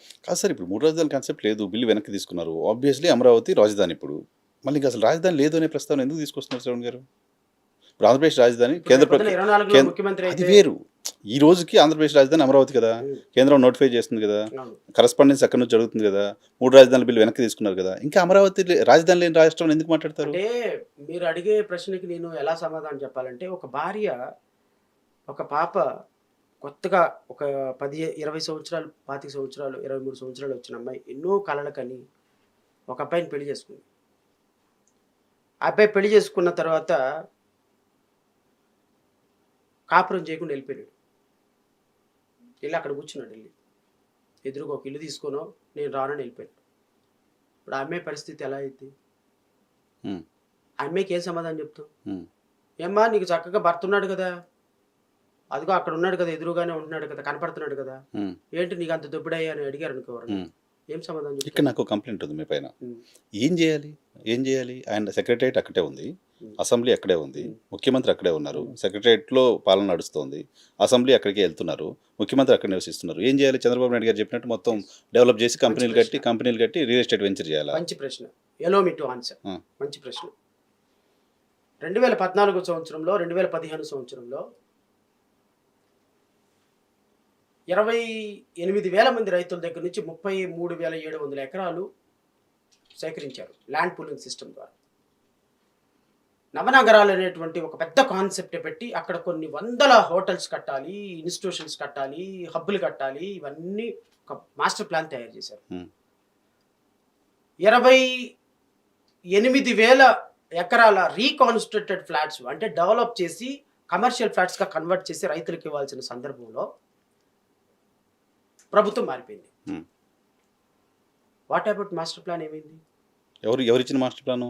తెలుగుదేశం ప్రభుత్వం. తెలుగుదేశం ప్రభుత్వం మాస్టర్ నవనగరాలు కట్టడం అనేది రాజధాని కాదు కదా, రాజధాని వేరు నవనగరాలు వేరు కదా. అది మీ అది మీరు మీరు అది తెలుగుదేశం పార్టీ. రాజధాని అంటే ఏంటి సార్? నవనగరాలే. నవనగరాలు ఎట్లా? అడ్మినిస్ట్రేషన్ క్యాపిటల్ కావాలి. అవును. అడ్మినిస్ట్రేషన్ క్యాపిటల్ 1500 ఎకరాలు, అదంతా 2000 నవనగరాలు ఎకరాలు. వదిలేయండి. రాజధాని అమరావతి రాష్ట్ర ప్రభుత్వానికి, ఒక ఆంధ్రప్రదేశ్ ప్రభుత్వానికి ప్రజలు భూములు ఇచ్చారు. నాటి చంద్రబాబు నాయుడు. ఆంధ్రప్రదేశ్ రాష్ట్ర ప్రభుత్వం government is a continuous process. Okay, ఈ చంద్రబాబు నాయుడు ప్రభుత్వంలో తీసుకున్న నిర్ణయానికి రైతులు భూములు ఇస్తే జగన్మోహన్ రెడ్డి వచ్చిన తర్వాత కనీసం 1,000 కోట్లైనా సరే రాజధానికి ఖర్చు పెట్టాడు. ఎందుకు పెట్టాలంటున్నా నేను ఇప్పుడు నాకు 1000 గజాలు ఉంటే ఓ బిల్డర్కి ఇస్తే డెవలప్ చేసి నాకు ఇస్తారు అని చెప్పి ఇస్తున్నాను. ఇప్పుడు అదే కదా జరిగింది. సార్, ఇన్ఫ్రాస్ట్రక్చర్ డెవలప్ చేయండి సార్, కంపెనీలు ఆహ్వానించండి సార్, సాఫ్ట్వేర్ కంపెనీలు కట్టండి సార్, ఇండస్ట్రీస్ని తీసుకురండి సార్, హాస్పిటల్స్ని కట్టండి సార్, స్కూల్స్ని కట్టండి సార్. ఆ పొలాల్లో తుప్పలు తోడులు అయిపోయి ఉన్నాయి సార్, వాటిని బాగు చేసి కాస్త మనుషులుగా జగన్మోహన్ రెడ్డి నవనగరాలు కట్టాలంటారు. నవనగరాలు అవసరం కదా. అసలు రాజధాని నిర్మాణానికి యు ఆర్ అగైన్స్ట్.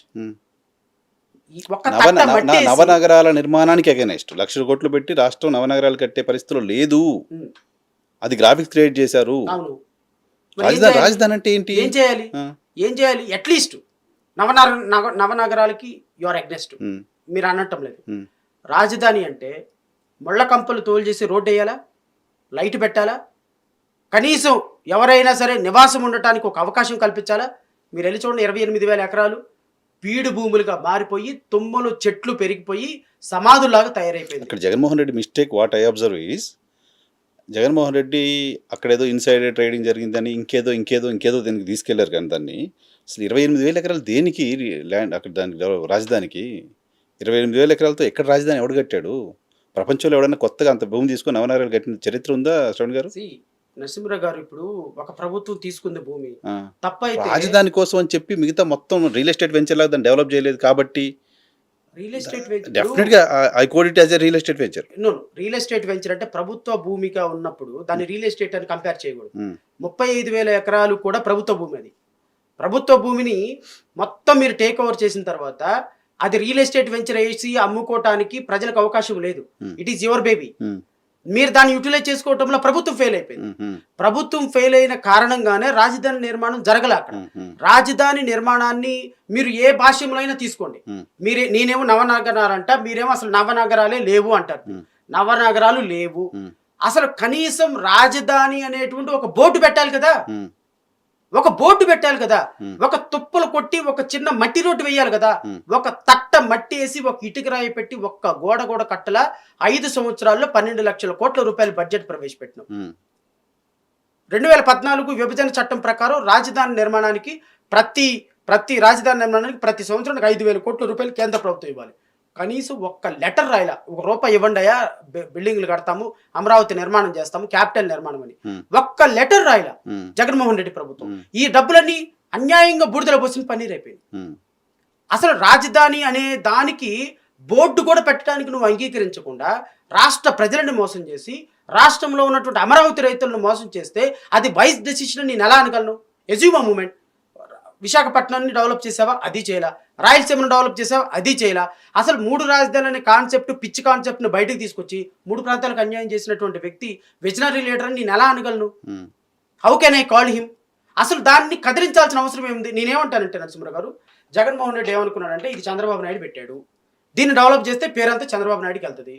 చంద్రబాబు నాయుడికి సంబంధించిన సామాజిక వర్గం వాళ్ళందరూ ఇక్కడ పెట్టుబడులు పెట్టారు. పెట్టుబడి పెట్టిన వాళ్ళందరూ ఇప్పుడు నేనేమన్నా డెవలప్ చేశానంటే లక్షల కోట్ల రూపాయలు సంపాదించేసి తెలుగుదేశాన్ని బతికిస్తారు.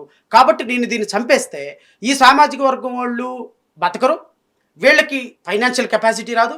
వీళ్ళకి ఎప్పుడైతే ఫైనాన్షియల్ కెపాసిటీ రాదో నారాయణ లాంటి వాళ్ళు ఇంకొకళ్ళు తెలుగుదేశానికి పెట్టుబడి పెట్టరు. కాబట్టి ఫైనాన్షియల్ రిసోర్స్ని దెబ్బ కొట్టొచ్చు అనేటువంటి ఒక పన్నాగంతో అమరావతిని చంపేశారు. సామాజిక వర్గం అసెట్స్ అక్కడ పెద్ద ఎత్తున ఉన్నమాట నిజం కాదా? ఎక్కడ?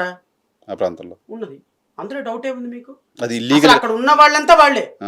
అది ఇల్లీగల్ గా అక్వైర్ చేశారు ల్యాండ్ అనేది కూడా నిజం కదా. అక్సెప్ట్ ఇల్లీగల్ అక్వైర్ చేస్తే రిటైన్ చేసుకోండి గవర్నమెంట్.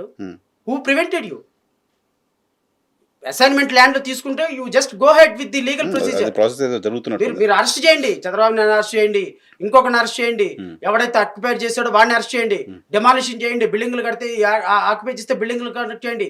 కాలుకి దెబ్బ తగిలిందని కాలు నరుక్కుంటామా? No. So Amaravati issue Jaganmohan రెడ్డికి నష్టం చేయబోతోంది. 100% నరసింహ. ఎక్కడ నష్టం చేస్తుంది? నేను అనుకుంటున్నాను అట్లీస్ట్ గుంటూరు జిల్లాలో. దురదృష్టం ఏంటి అంటే అమరావతి క్యాపిటల్ అనేది it is not at all point for consideration. అదే కదా నేను అందుకే అడుగుతుంది, ఈ చర్చ అంతా దానికోసం పెట్టా. అలాంటి వాళ్ళు దాన్ని గొంతు చించుకొని అరవటమే కానీ ప్రజలు అసలు భావించటంలా. It is most unfortunate. Election ఏజెండే కాకుండా పోయింది. నా తెలంగాణలో తెలంగాణ ఆత్మగౌరవం ఎంత అధికారాన్ని మార్చిందో అమరావతి రాజధాని క్యాపిటల్ అనేది అసలు కన్సల్టేషన్ పాయింట్ లో లేదు. ఈవెన్ ఎవరైతే మూవ్మెంట్ చేశారో వాళ్ళు మాట్లాడట్లా. ఎందుకు లేదు చెప్పనా? పైగా మొన్న ఎప్పుడు అసలు అమరావతి ఉద్యమాన్ని క్లోజ్ చేశారంట కదా. ఎందుకు లేదో చెప్పనా? Because of Telugu Desam party. Because of Telugu Desam party. Because of Telugu Desam party Amaravati రాజ్యమాన్ని పొలిటిసైజ్ చేసి, నేను అందుకనే అమరావతి ఉద్యమంలో ఉన్న కొంతమందిని విమర్శించడానికి కారణం అది. వాళ్ళని కూడా నేనేమంటానంటే, అమ్మా మీరు ఉద్యమాన్ని ఉద్యమంగా చేయండి. ఇప్పుడు నేను ఒకటే ప్రశ్న అడిగా, 35,000 ఎకరాలు 28,000 మంది ఇచ్చారు. కనీసం ఉద్యమంలో 2,800 మంది అన్న ఉండాలా? 50 మంది, 100 మంది, 200 మంది, 500 మంది ఉద్యమం కాదమ్మా. దాన్ని ఉద్యమంగా ఎందుకు కోట్ చేస్తారు అటువంటిప్పుడు? ఇంకా 50 మంది 100 మంది వస్తారు అంటే అందరూ రావాల్సిన అవసరం లేదు నరసింహరావు గారు ఉద్యమానికి. కానీ ఈ ఉద్యమం నడిపిస్తుంది. ఇప్పుడు పంజాబ్ లో రైతులు ఉద్యమం చేశారు. వాళ్ళు ఒకటే మాట చెప్పారు, ఏ రాజకీయ పార్టీ మాకు రావద్దు. పంజాబ్ లో రైతులు సక్సెస్ కి కారణం అదే. నేను కూడా అమరావతి వాళ్ళని రిక్వెస్ట్ చేసింది ఏంటంటే, చేద్దాం, అందరం కలిసి చేద్దాం. మీరు మమ్మల్ని కూడా ఇన్వైట్ చేయొద్దు రాజకీయ పార్టీగా. మీరు మాలాంటి వాళ్ళు బయట నుంచి సపోర్ట్ ఇస్తే తీసుకోండి. మీరు ఏ ఉద్యమం చేసినా మేము వస్తాం. బట్ మీ ఉద్యమంలో మాత్రం రాజకీయాలను రాని. అక్కడ రైతుల పెయిన్ కనపడాలి తప్ప పార్టీలు జెండాలు కనపడకూడదు కదా. అదొక్కటే నేను చెప్పింది. దీన్ని తెలుగుదేశం పార్టీ వాళ్ళు రాంగ్ గా ఇంటర్ప్రిట్ చేసుకున్నారు. అమరావతి రైతులకు న్యాయం జరగాలి నరసింహారావు గారు. అల్టిమేట్ గా తెలుగుదేశం వైఎస్ఆర్సీపీ అనే కాదు, అమరావతి రైతులు అనే వాళ్ళు పాపం భూమితో రైతుకు ఉండే అటాచ్మెంట్ వేరు. ఇంకో సామాజిక వర్గం అయినా సరే సార్, 100 ఎకరాలు ఒక ఆశాం ఉన్నాడు సార్. 100 ఎకరాలదైన భూమే కదా. సామాజిక వర్గం నెగిటివ్ ఎందుకు చూడాలి మనం? రైతు భూమి అంతే. అల్టిమేట్ గా రేపు జగన్మోహన్ రెడ్డి వచ్చినా, ఒకవేళ జగన్మోహన్ రెడ్డి వస్తే, నేను ఇంకోటి కూడా చెప్తున్నా ఆన్ మీడియా, మీరు జగన్మోహన్ రెడ్డిని కలవటానికి ఇష్టపడతారా లేకపోతే కలుస్తారా అంటే, అటు నుంచి వస్తే దానికి సమాధానం చెప్తా, ముగిస్తా. ఒకవేళ మా అన్ఫార్చునేటో లేకపోతే ఫార్చునేటో నాకు తెలియదు, ప్రజలు ఫార్చునేటో అన్ఫార్చునేటో కూడా నాకు తెలియదు. ఏ రోజుకి ఆ రోజు స్పెక్యులేషన్స్ మారుతా ఉన్నాయి. రియల్ ఎస్టేట్ మార్కెట్ లాగా, లేకపోతే స్టాక్ మార్కెట్. ఎవరు చెప్తారు సార్? కాదు, ఎవరు అడిగితే మొన్న ఏంటి ఎలా ఉందంటే, కొంచెం కూటమి ఇలా పెరిగింది, ఎవరు అడిగితే కొంచెం జగన్ ఇలా పెరిగింది, ఎవరు మెజర్ చేస్తున్నారో తెలియదు, కొంచెం పెరిగింది. స్టాక్ మార్కెట్ లాగా కొంత చేంజ్ అవుతుంది. మళ్ళీ జగనే వస్తే 3 రాజధానులకు వెళ్ళిపోతాడు. Telugu Desam party hands up. నేను జగన్మోహన్ రెడ్డి గారి దగ్గరికి వెళ్ళి ఆ సందర్భంలోనే వెళ్తా, ఆయన అపాయింట్మెంట్ తీసుకుని వెళ్తా, ఆయన కలవనన్నా రిక్వెస్ట్ చేసేనే వెళ్తా. మీరు 3 రాజధానులు పెట్టుకున్నారు, కానీ అమరావతి రైతులకు మాత్రం అన్యాయం చేస్తుంది. వాళ్ళ కోసం వెళ్తా.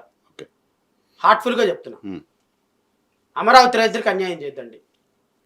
ఆల్రెడీ చంద్రబాబు నాయుడిని నమ్మి తెలుగుదేశం పార్టీకి ప్రభుత్వంలో భూములు ఇచ్చిన వాళ్ళు ఈరోజు 10 సంవత్సరాల నుంచి నష్టపోయారు.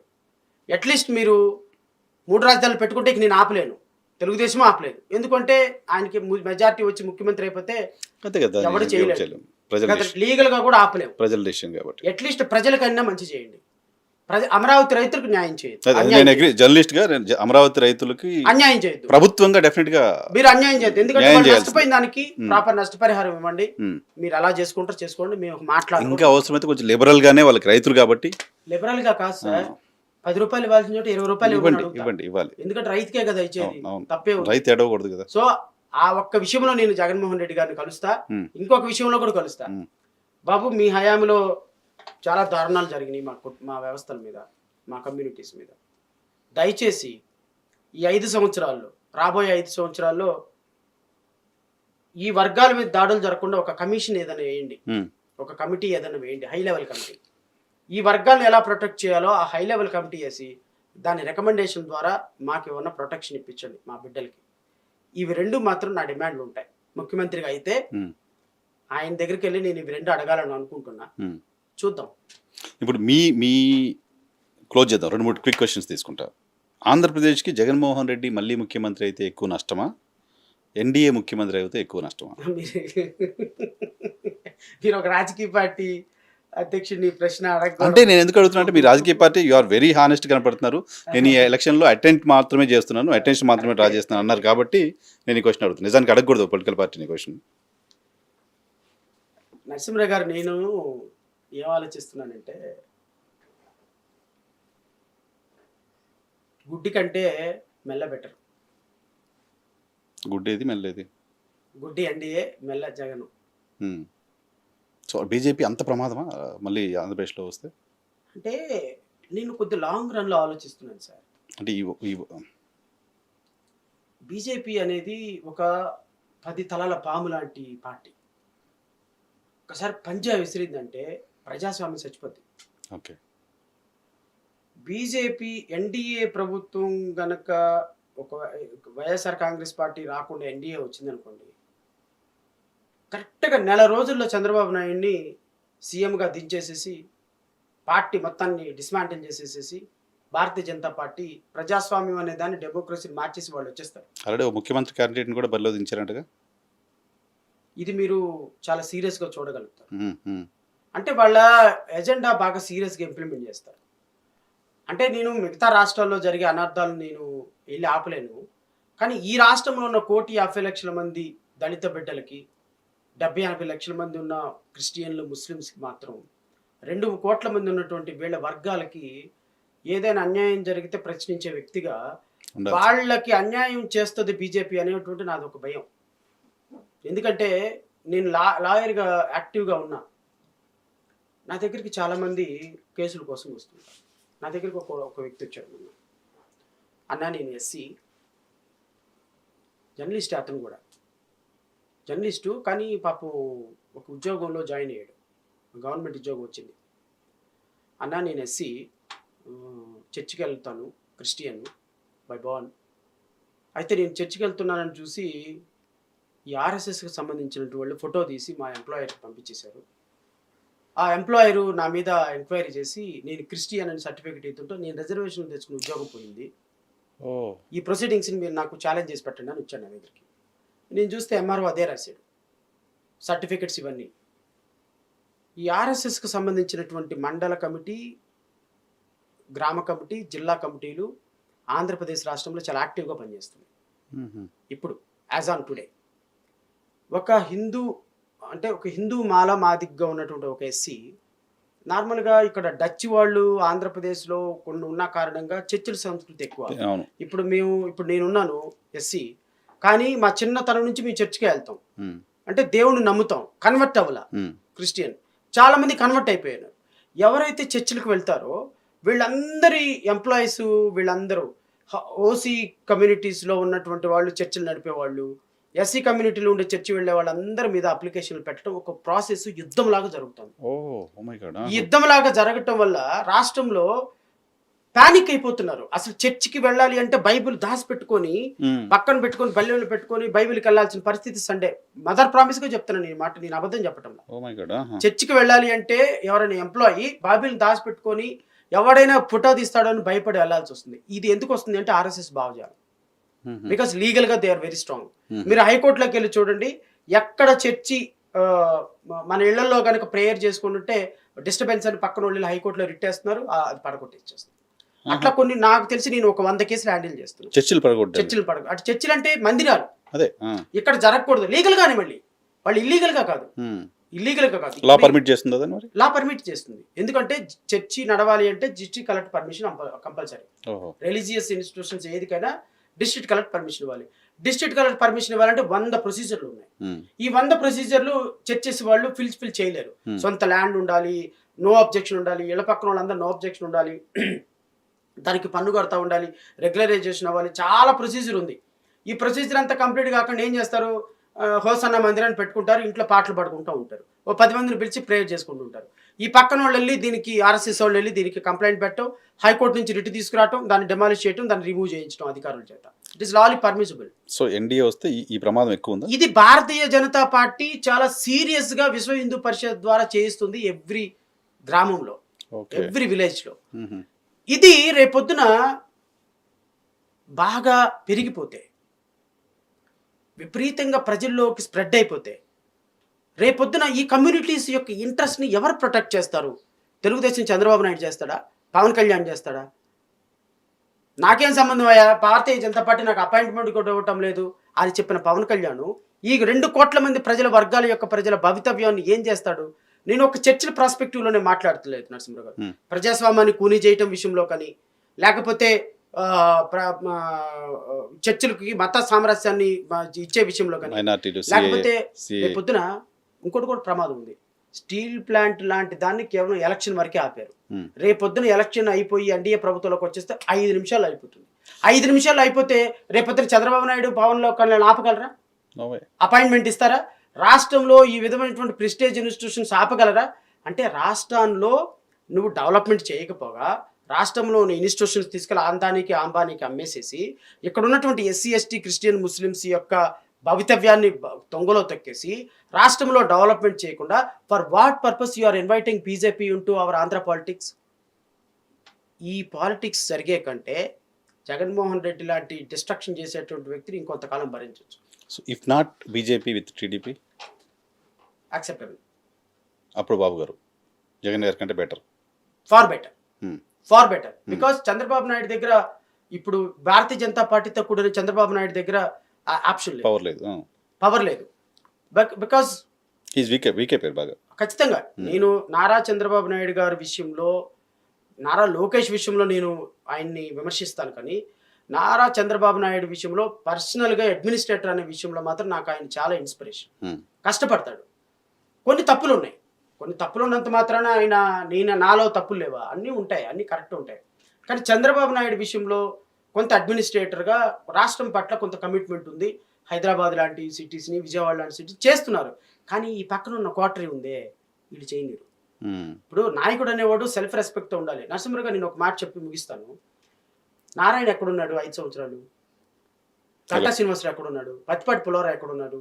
వీళ్ళందరూ రాష్ట్రంలో ఎక్కడున్నారు సార్? ఈ రోజున వీళ్ళందరూ పెట్టుబడులు పెడుతున్నారని తీసుకొచ్చి ఎమ్మెల్యే సీట్లు, ఎంపీ సీట్లు ఇచ్చావు కదా. ఒక ప్రతిపక్షంలో ఉండి పనిచేయరు ఇలాంటి వాళ్ళందరూ రేపొద్దున అధికారం రాగానే వీళ్ళందరూ కూడా బెల్లం చుట్టూ ఏకలాగా చేరి మళ్ళీ రాష్ట్రాన్ని స్క్వీజ్ చేస్తారు బ్లడ్ని. సో నేను నారా లోకేష్ భారతీయ జనతా పార్టీ లేని చంద్రబాబు నాయుడిని యాక్సెప్ట్ చేస్తాను. నారా లోకేష్ భారతీయ జనతా పార్టీ లేని, సో ఇంపాసిబుల్ కాబట్టి యాక్సెప్ట్ చేస్తున్నా. పాసిబుల్ అయితే నేను యాక్సెప్ట్ చేయను, ఇంపాసిబుల్ కాబట్టి. నారా లోకేష్ చంద్రబాబు నాయుడు పవన్ కళ్యాణ్ లేని, నారా లోకేష్ పవన్ కళ్యాణ్ భారతీయ జనతా పార్టీ లేని చంద్రబాబు నాయుడు పరిపాలన నేను యాక్సెప్ట్ చేస్తాను వ్యక్తిగతంగా. లేదు, ఇఫ్ నాట్ వీళ్ళు ముగ్గురు కలిశారు అంటే జగన్మోహన్ రెడ్డిని యాక్సెప్ట్ చేస్తాను. ఓకే, గట్ క్లారిటీ అంతే. ఓకే, క్లోజ్ చేస్తూ కొన్ని విమర్శలు ఉన్నాయి మీ పైన. చెప్పండి. ఇప్పుడు దాకా చేసిందంతా అయ్యే కదా. ప్రశ్నించిన గొంతులు కనపడకుండా పోయాయి. 5 ఏళ్లుగా ప్రభుత్వాన్ని ప్రశ్నించిన గొంతులు ఎక్కడా జనం ఎత్తుకునే పరిస్థితి వచ్చింది. మీరు కానీ బాధితుడిగా ఉండి ప్రశ్నిస్తూ అంత ఇంత వచ్చినారు జడ్జి రామకృష్ణ గారు కానీ, ఇంకా కొంత అమరావతికి సంబంధించి మాట్లాడుతూ వస్తున్న ఇంకొంతమంది కానీ కనపడకుండా పోయారు. మీ మాట ఎక్కడ వినపడట్లే ఎలక్షన్లో. అంటే రాజకీయం వేరు, ఉద్యమం వేరు నరసింహరావు గారు. ప్రశ్నించే వాళ్ళు రాజకీయం నేర్చుకోకపోతే ఎట్లాగే అవుద్ది. అర్థమైందా? ప్రశ్నించే వాళ్ళు ఎందుకు కనిపించడం లేదు జడా శ్రావణ్ కుమార్ గారు లాంటి అనే పదాన్ని మీరు విత్డ్రా చేసుకోవాలి. మీరు కనపడుతున్నారు, ఓకే సారీ, బట్ ఆ ఫ్రేమ్ లో ఎందుకంటే నేను చాలా తెలివిగల పొలిటీషియన్. నేను 2019లోనే ఆ ప్లాట్ఫామ్ని ఎంతవరకు వాడుకోవాలో నాకు ఒక క్లారిటీ ఉంది. ఎప్పుడు పార్టీ పెట్టాలో నాకు ఒక క్లారిటీ ఉంది. సో మీరు వాళ్ళ కంట్రోల్ లేరు, గేమ్ వాళ్ళు ఆడుతూ అనుకున్నారు కానీ గేమ్ మీరే ఆడుతున్నారు. ఓకే, నేను ఎప్పుడు బయటకు రావాలో నాకు ఒక క్లారిటీ ఉంది. ఓకే, బయటకు వచ్చి ఏం చేయాలో నాకు ఒక క్లారిటీ ఉంది. నేను బయటకు వస్తే ఏం చేయబోతే ఏం జరుగుతుందో నాకు ఒక క్లారిటీ ఉంది. ఏం చేయబోతే ఏం చేసి ఏం అవ్వాలో ఒక క్లారిటీ ఉంది. ఉమ్, నాకు plan A, plan B, plan C ఉంది. Um, so I'm very intelligent politician. Okay okay ఈ రోజు నాతో నన్ను నమ్మి 175 కాన్స్టిట్యున్సీల అభ్యర్థుల పోటీలో ఉన్నారంటేనే మీరు నన్ను డెఫినెట్ గా Appreciate చేయాలి. అప్రిషియేట్. పవన్ కళ్యాణ్ లాంటి వ్యక్తి 170 చోటు నిలబెట్టలేకపోయాడు. మీరు 2024లో ఈ రాష్ట్రానికి ముఖ్యమంత్రి ఎవడవుతాడో డిసైడ్ చేసేది నేనే. ఉమ్, 50 మంది ఎమ్మెల్యేల విజయాపజయాలను టార్గెట్ చేసేయగలిగిన శ్రవణ్ కుమార్. ఉమ్, కర్ణాటకలో, ఉత్తరప్రదేశ్లో 1000-2000 ఓట్లు చిన్న చిన్న వస్తే పద్ధతి. ఉమ్, 100 మంది 50 మంది ఓడిపోయిన పరిస్థితుల్లో ఉమ్, రేపు శ్రవణ్ కుమార్ కొట్టబోయే దెబ్బకి పీఠాలు కదిలిపోతాయి. ఉమ్. మీరు అనుకుంటున్నారు. తెలంగాణలో లోక్సత్తా చూసాం లాస్ట్ టైం. నేను చెప్తున్నాను నరసింహరావు గారు, నేను ఒక శ్రవణ్ కుమార్ గా ఛాలెంజ్ చేస్తున్నా. 2024లో 50 మంది ఎమ్మెల్యేలు ఓటమి గెలుపుల్ని ఇన్ఫ్లుయెన్స్ చేయగలిగిన శ్రవణ్ కుమార్ ఖచ్చితంగా నువ్వా నేనా అని టగ్ ఆఫ్ వార్ జరుగుతున్న పోరాటంలో ఒక ముఖ్యమంత్రి అభ్యర్థిని కూడా డిసైడ్ చేసే అవకాశం నాకు రావచ్చు. ఐ కెనాట్ సే ఏం జరుగుతుందో నేను చెప్పలేను, బట్ ఐఎమ్ వెరీ కాన్ఫిడెంట్ 50 మంది ఎమ్మెల్యేలను ఓడించగలను, తద్వారా గెలిపించగలను. సో అదే కాన్ఫిడెన్స్ తో మీరు చెప్పగలరా నారా లోకేష్ అసెంబ్లీకి రాడు అని? నారా లోకేష్ ని అసెంబ్లీకి రానియకుండా చేయాలనేది నా టార్గెట్ నరసింహరావు గారు. నేను ఎంతవరకు సక్సెస్ అవుతానో నాకు తెలియదు. ఈ 40 రోజులు నేను చేసే కష్టం మీద ఆధారపడి ఉంటుంది.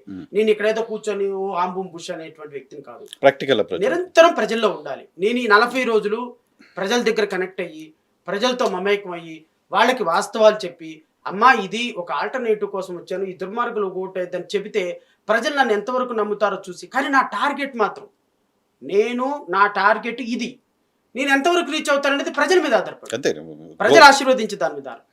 సో రేపొద్దున 50 మంది ఎమ్మెల్యేల విజయ అవకాశాలు నేను దెబ్బతీయగలిగినప్పుడు నేను ఒక పాయింట్ ఫర్ డిస్కషన్లో ఉంటా.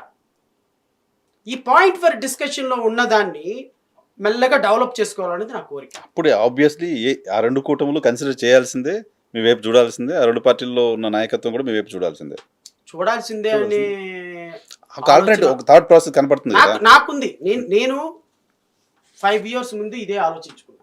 ఈ రోజున రాష్ట్రంలో ఒక రాజకీయ పార్టీ పెట్టి నరసింహరావు గారు లాంటి సీనియర్ జర్నలిస్ట్ ముందు ఇంత పెద్ద ఎస్టాబ్లిష్మెంట్లో ఒక 1.5 hour కూర్చొని బ్రాడ్కాస్టింగ్ ఇంటర్వ్యూ చేయగలిగిన కెపాసిటీలోకి శ్రవణ్ కుమార్ ఉన్నాడు అంటే నేను సక్సెస్ఫుల్ అనే. డెఫినెట్గా నేను సక్సెస్ఫుల్. ఇప్పుడు మనం మాట్లాడుకున్న దాంట్లో 40 minutes 50 minutes రాజకీయమే ఉంది, ఉద్యమం లేదు. పాపం సోకాల్డ్ ఉద్యమకారులు కండవాలు వేసుకొని కొంతమంది, కండవాలు చుట్టుకొని కొంతమంది, వీళ్ళంతా పాపం ఆటలో అరటి పండులాగా. ఎవరో చెప్తే వినాల్సిందే కదా అల్టిమేట్ గా. నరసింహరావు గారు, ఎప్పుడైతే నీకు ఇండిపెండెంట్ ఇన్కమ్ ఉండదో, మనల్ని మనమే కాళ్ళు చేతులు దారంతో కట్టే సోకాళ్ళు తెలుగుదేశం పార్టీ దగ్గరికి వెళ్ళి, తెలుగుదేశం పార్టీ ఆఫీస్ దగ్గర వారంలో 3 రోజులు కనిపెడతారు వీళ్ళు. మీరు ఇంతకు ముందు రిఫర్ చేసిన పేర్లు ఏమైతే ఉన్నాయో, తెలుగుదేశం పార్టీ దగ్గరికి వెళ్ళి వారంలో 2 రోజులు నారా లోకేష్ దగ్గరికి వెళ్ళి టికెట్ అడిగితే 20 కోట్లు చూపించమన్నాడంట ఆ జడ్జి రామకృష్ణని. 25 కోట్లు ఎక్కడ చూపించగలుగుతారు? ఉద్యమం అయితే వాడుకున్నారు, ఆయన పాపం రోజు టీవీలో కూర్చోబెట్టి తిట్టించారు, ఆయన చూపించి ప్రజల్లో ఊడుకున్నారు. ఇంకో ఆయన కండవా వేసుకొని మాట్లాడతాడు, పెద్దగా అరుచుకుంటా రంకెలు వేసుకుంటా మాట్లాడతాడు. ఆయన 10,000 ఇయ్యి 5,000 ఇవ్వని తెలుగుదేశం పార్టీ నాయకుల దగ్గర డబ్బులు తెచ్చుకుంటారు. డబ్బులు తెచ్చుకున్న వాళ్ళకి టికెట్లు ఎందుకు ఇస్తాడు? సో వీళ్ళు ఉద్యమాలు చేసినటువంటి వాళ్ళకి ఒక ఇండిపెండెంట్ క్యారెక్టర్ ఉండి, ఇండిపెండెంట్ ఇన్కమ్ ఉంటే ఒక రాజకీయ పార్టీ పెట్టి వాళ్ళకి ఢీ కొట్టగలుగుతారు. పాపం వాళ్ళ వాయిస్ ఎంతవరకు వినపడిందంటే ఉపయోగించుకోవడానికి ఉపయోగపడింది. వాళ్ళకి ఇప్పుడు టికెట్లు ఇవ్వడానికి వచ్చేటప్పటికి నీకు 100 కోట్లు ఉన్నాయా, 20 కోట్లు ఉన్నాయా అని అడుగుతున్నారు. వాళ్ళకి లేవు. మరి త్రిబుల్ ఆర్ గారు ఏంటి, ఆయనకి ఎందుకు కూడా మేము కోట్ చేయబోయింది వీళ్ళు ఎక్కడ అన్న దాంట్లో ఆయన కూడా ఉన్నారు. త్రిబుల్ ఆర్ గారు కూడా, ఆయనకైతే డబ్బులు ఉన్నాయి కదా, ఆయన ఎందుకు ఇచ్చారు కదా టికెట్? టికెట్ ఇచ్చారా? I don't think so. ఇప్పుడే జస్ట్ నౌ ఒక 1 hour బ్యాక్ హి జాయిన్, థింక్ మేడ్ ఏ స్టేట్మెంట్, తెలుగుదేశంలో జాయిన్ అవుతాను, ఉండి టికెట్ ఇచ్చారు. కానీ అంటే ట్రిపుల్ ఆర్ గారి విషయంలో నేను గమనించింది ఏంటి అంటే, రాజకీయాల్లో ఓవర్ యాక్టివ్ ఎప్పుడు పనికిరాదు. ట్రిపుల్ ఆర్ గారు తన పరిధికి మించి తను అనుకున్నది చేశాడు, పరిధికి మించి తను అనుకున్నది చేశాడు. సో తను అనుకున్నది చేసిన ప్రాసెస్లో భాగంగా ఆయన బీజేపీలో కానీ తెలుగుదేశంలో కానీ చేసినట్టయితే ఈరోజు బాగుండేది. ఆయన ఏంటంటే తెలుగుదేశంలో కానీ బీజేపీలో కానీ చేరకపోవడంతో ఎవరు ఓన్ చేసుకోలేకపోయినారు. పాపం కష్టపడ్డాడు, ఫైట్ చేశాడు, జగన్కు వ్యతిరేకంగా వెళ్ళారు. కానీ నేను వ్యక్తిగతంగా నాకు చాలా మంచి వెల్ విషర్ త్రిపుల్ ఆర్ గారు. నేను ఆయన విషయంలో బాధపడ్డా, పాపం ఇవ్వలేదు టికెట్ అని. బట్ ఎనీవే అట్లీస్ట్ ఇప్పుడు ప్రశ్నించే గొంతుకుల్లో ఒక గొంతుకు ఉంది. మిగతా గొంతుకులు రాకపోయినా పర్లేదు, ఎందుకంటే ఆ గొంతుకులు మోగబోయి ఉండటమే మంచిది. ఆ గొంతులు వాళ్ళ గొంతులు కాదు, వాళ్ళ గొంతులు కాదు కాబట్టి, అద్దె సో వాళ్ళ గొంతుకులు కాదు కాబట్టి మోగబోయి ఉండటమే మంచిదని నాకైతే అనిపించింది. బట్ ఎనీవే 2024లో నేను ఇంకో మాట చెప్పి ముగిస్తాను నరసింహ గారు. నేను మీకు ఈ మాట చెప్పాలి, ఎందుకంటే నేను 5 సంవత్సరాల ముందు ఆలోచిస్తూ ఉంటాను. 2029లో ఈ రాష్ట్రంలో 2 పార్టీల మధ్య ఫైటింగ్ జరుగుతుంది. ఒకటి జై భీమ్రావ్ భారత్ పార్టీ, రెండో పార్టీ ఎవరో నాకు తెలియదు. ముఖ్యమంత్రి పదవి కోసం all the best. I to wishing ముఖ్యమంత్రి పదవి కోసం 2 పార్టీల మధ్య ఫైటింగ్ జరుగుతుంది. ఒకటి జై భీమ్రావ్ భారత్ పార్టీ ఫస్ట్, రెండో పార్టీ ఎవరు అనేది చరిత్ర డిసైడ్. నేను కూడా మనస్ఫూర్తిగా కోరుకుంటున్నా ఆ పరిస్థితిలో జై భీమ్రావ్ భారత్ పార్టీ ఉండాలని, అంబేద్కర్ ఆలోచనల్ని గౌరవించే వాళ్ళుగా, పాటించే వాళ్ళుగా. చివరిగా మీకు ఏంటి, ఆలపాటి రాజా గారు చెక్ ఇస్తారా, క్యాష్ పంపిస్తారా ఎవ్రీ మంత్ 25 lakhs? మీరు ఎప్పుడన్నా ఆలపాటి రాజా గారిని మీ ఛానల్లో కూర్చోబెట్టినప్పుడు ఆ మాట అడగండి, సార్ ఏ పార్టీ అయినా ఏ వ్యక్తులైనా మీకు ఒక వాటర్ బాటిల్ ఇచ్చారు అంటే మీ రుణం ఉండిపోద్ది. మీరు మాట్లాడలేరు, అంతే కదా, బాండింగ్లోకి వెళ్ళిపోయినట్టే కదా, మీరు మాట్లాడలేరు. తెలుగుదేశం పార్టీ ఆయన ఎవరో చెప్పినట్టుగా నాకు 30 లక్షల చెక్కు ఎవ్రీ మంత్ ఇస్తున్నారు, డబ్బులు ఇస్తున్నారు, పార్టీ ఆఫీస్ నడుపుతున్నారు. ఇవన్నీ కూడా నిందారోపణలు. నా చరిత్రలో, నా లైఫ్లో ఇదిగో ఈ వాటర్ బాటిల్ కూడా నేను తెలుగుదేశం పార్టీ దగ్గర నుంచి తాగాను. లేదు, నేను తెలుగుదేశం పార్టీ దగ్గర నుంచి శ్రవణ్ కుమార్ మా దగ్గర పలానా రోజు వచ్చి వాటర్ బాటిల్ తీసుకెళ్ళాడు అని టాప్ టు బోటం తెలుగుదేశం పార్టీలో ఏ నాయకుడు అయినా, చంద్రబాబు నాయుడు గారి దగ్గర నుంచి కింద స్థాయి కార్యకర్త వరకైనా సరే, మీకు చాలా మంది మాట్లాడుతూ ఉంటారు. ఇక్కడ కూర్చొని నాకు తెలిసి తెనాలి అభ్యర్థి శ్రవణ్ కుమార్ మాట్లాడాడు, చాలామంది మాట్లాడారు. నాకు తెలిసి శ్రవణ్ కుమార్కి మా తెలుగుదేశం పార్టీ ఒక వాటర్ బాటిల్ ఇచ్చినట్టు నాకు ఎవరో చెప్పారు అని చెబితే రెండోసారి నేను టీవీ ముందు మాట్లాడాను. ఆ వాటర్ బాటిల్లో ఇంకేదో తీసుకుంటే నారా లోకేష్ ఈ స్థాయిలో టార్గెట్ చేయరు కదా మీరు, అది మాట్లాడలేరు కదా, అది మీరే అర్థం చేసుకో. ఆరోపణలు వస్తున్నప్పుడు నేను మీకు ఆన్సర్ చేయించాలి కాబట్టే నేను చాలా కూల్ గా సమాధానం చెప్తాను.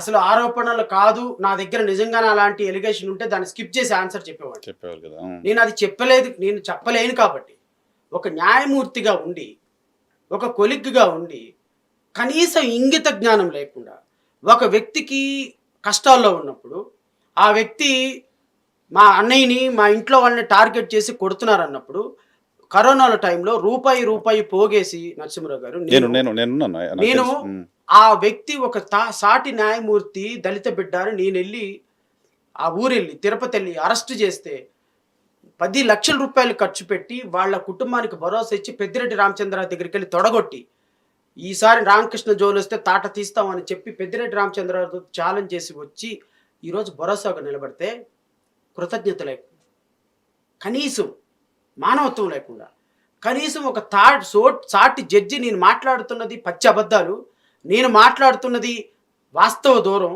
నేను మాట్లాడుతుంది ఇంకొక నిజాయితీ పరుడైన జడ్జి మీద అని ఇంగిత జ్ఞానం లేకుండా తెలుగుదేశం పార్టీ డబ్బులు ఇస్తుంది, ఇతను పెద్దిరెడ్డి రామచంద్రారెడ్డి దగ్గర డబ్బులు తీసుకున్నాడు అని చెప్పినటువంటి మాట విన్న రోజున నాకు ఒక వ్యక్తికి సహాయకారం చేసిన రోజు, నేను ఏ రోజు వీడికి ఎందుకు సహకారం చేశాను నేను ఎప్పుడు అనుకోలేదు నరసింహరావు గారు లైఫ్లో. మొదటిసారి బాధపడ్డా. ఇలాంటి నీచుళ్ళకి, ఇలాంటి నికృష్టులకి, ఇలాంటి తల్లిపాలు దాగి రొమ్ము గుద్దేటువంటి ఇలాంటి దుర్మార్గులకి నేను ఎందుకు ₹1 ఖర్చు పెట్టినానా, ఎందుకు నేను సహకారం చేశానా? అరెస్ట్ అయ్యి ఇంట్లో నుంచి బయటికి రానివ్వకపోతుంటే, గేట్ లోపల బంధించి పోలీసులు ఉంచితే, హైకోర్టులో కరోనా టైంలో రూపాయి తీసుకోకుండా నా ఆఫీస్కి వస్తే వాళ్ళిద్దరికి భోజనం పెట్టి హోటల్ రూమ్ బుక్ చేసి సస్పెండ్ అయి ఉన్నాడు, ఇబ్బంది పడుతున్నాడు అని 10 కేసులు పెడితే 10 కేసులు వేసి బెయిల్ తీసుకుంటే, చివరికి నాకు చెప్పకుండా నా కేసులు హైకోర్టులో వేశాడు అని కేసు పెడుతున్నాడు. మీ మీద ఒక బెయిల్ అప్లికేషన్ వేశారు నరసింహరావు గారు, మిమ్మల్ని అరెస్ట్ చేస్తున్నారు, నేను బెయిల్ తీసుకొచ్చా కోర్టులో. బెయిల్ తీసుకున్నావు, కోర్టులో షూరిటీలు పెట్టుకున్నావు, తర్వాత నా మీద ఏదో కోపం వచ్చిందని నా సంతకం లేకుండా నాకు బెయిల్ వేసాడని మీరు కేసేస్తారా ఎక్కడైనా? మీ సంతకం లేకుండా మీకు ఎందుకు బెయిల్ వేస్తా? నేను ఒక లాయర్గా ₹1,00,000 ఇస్తే బెయిల్ వేస్తా. నీ దగ్గర రూపాయి తీసుకోకుండా నేను బెయిల్ వేసానని, నా సంతకం లేకుండా, నా వకాలత్తు లేకుండా సంతకం పెట్టకుండా నాకు బెయిల్ వేసాడని హైకోర్టులో వాదించి దాన్ని తీసుకొచ్చి మళ్ళీ పోలీస్ స్టేషన్లో, తుళ్ళూరు పోలీస్ స్టేషన్లో కేసు పెట్టి, తుళ్ళూరు పోలీస్ స్టేషన్లో పచ్చిబూతులు తిడుతూ నన్ను, కనీసం మనం టార్గెట్ చేస్తున్న వ్యక్తి మనకు సహకారం చేశాడు అని ఆలోచన లేని వ్యక్తుల గురించి అసలు మాట్లాడటం కూడా వదిలేసేయండి కదా. నేను జస్ట్ అది కోట్ చేయించాలి కాబట్టి ఇదే ఇక్కడే కూర్చొని మాట్లాడారు కాబట్టి నేను మీకు కూడా సమాధానం చెప్పాలి. ఇలాంటి వ్యక్తుల యొక్క మాటకి విలువనిచ్చి నేను ఆగిపోను. ఇలాంటి వ్యక్తులకి సహకారం చేస్తే రాజకీయ పార్టీ వస్తానే ఉంటది కదా, ఇంకా కానీ మాట్లాడేటువంటి వ్యక్తి ఒక స్థాయి కలిగిన వ్యక్తి కాబట్టి నేను రెస్పాండ్ అవ్వాలి. అంతే కదా, ఆయన కూడా సేమ్ ఈక్వల్ జడ్జిగా ఉన్నారు కాబట్టి ఆ ఆలోచన ఉండటం వల్లే నేను శిక్షించకపోవచ్చు, దేవుడు ఏం చేస్తాడు? ఎక్కడున్నారు ఇప్పుడు మీరు? Where are you? మీరు లీడర్ అని ఒక్కళ్ళని చేయెత్తే వాళ్ళు ఉన్నారా? మీ వెనక ఇప్పుడు తంతే మిమ్మల్ని ఒక్కళ్ళు వచ్చి అయ్యో పాపం తన్నారా, కింద పడ్డామని లేపేవాళ్ళు ఉన్నారా? ఏమైపోయినారు మీరు?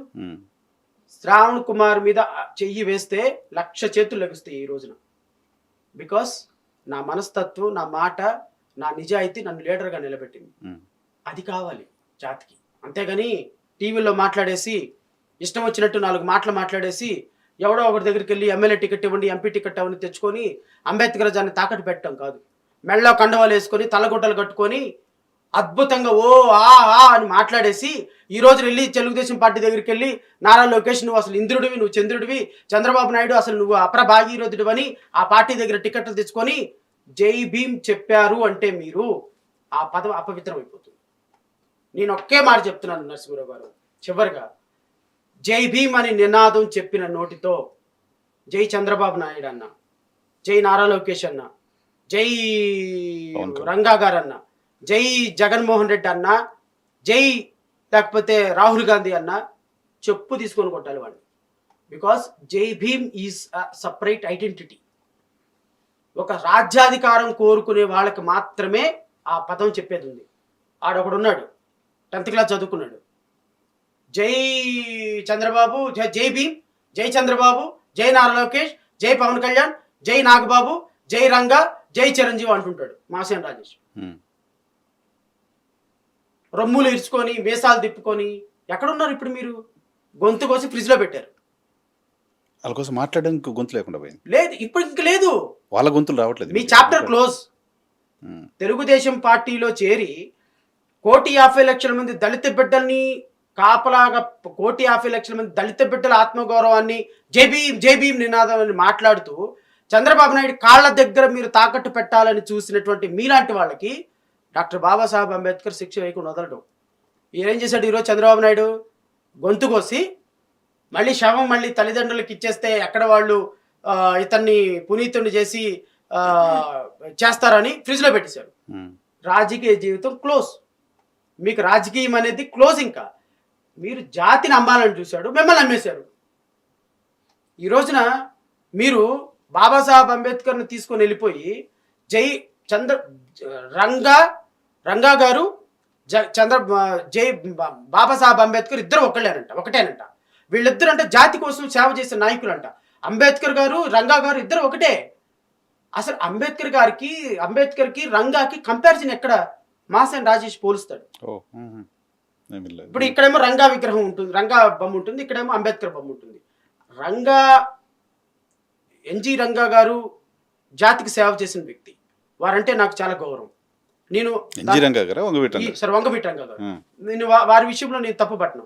కానీ అంబేద్కర్తో పోల్చి తగిన వ్యక్తి. అంబేద్కర్ ఒక జాతి మనిషి కాదు కదా, మొత్తం దేశం బలహీన. అసలు ఈయనెక్కడండి? ఈయనెక్కడ?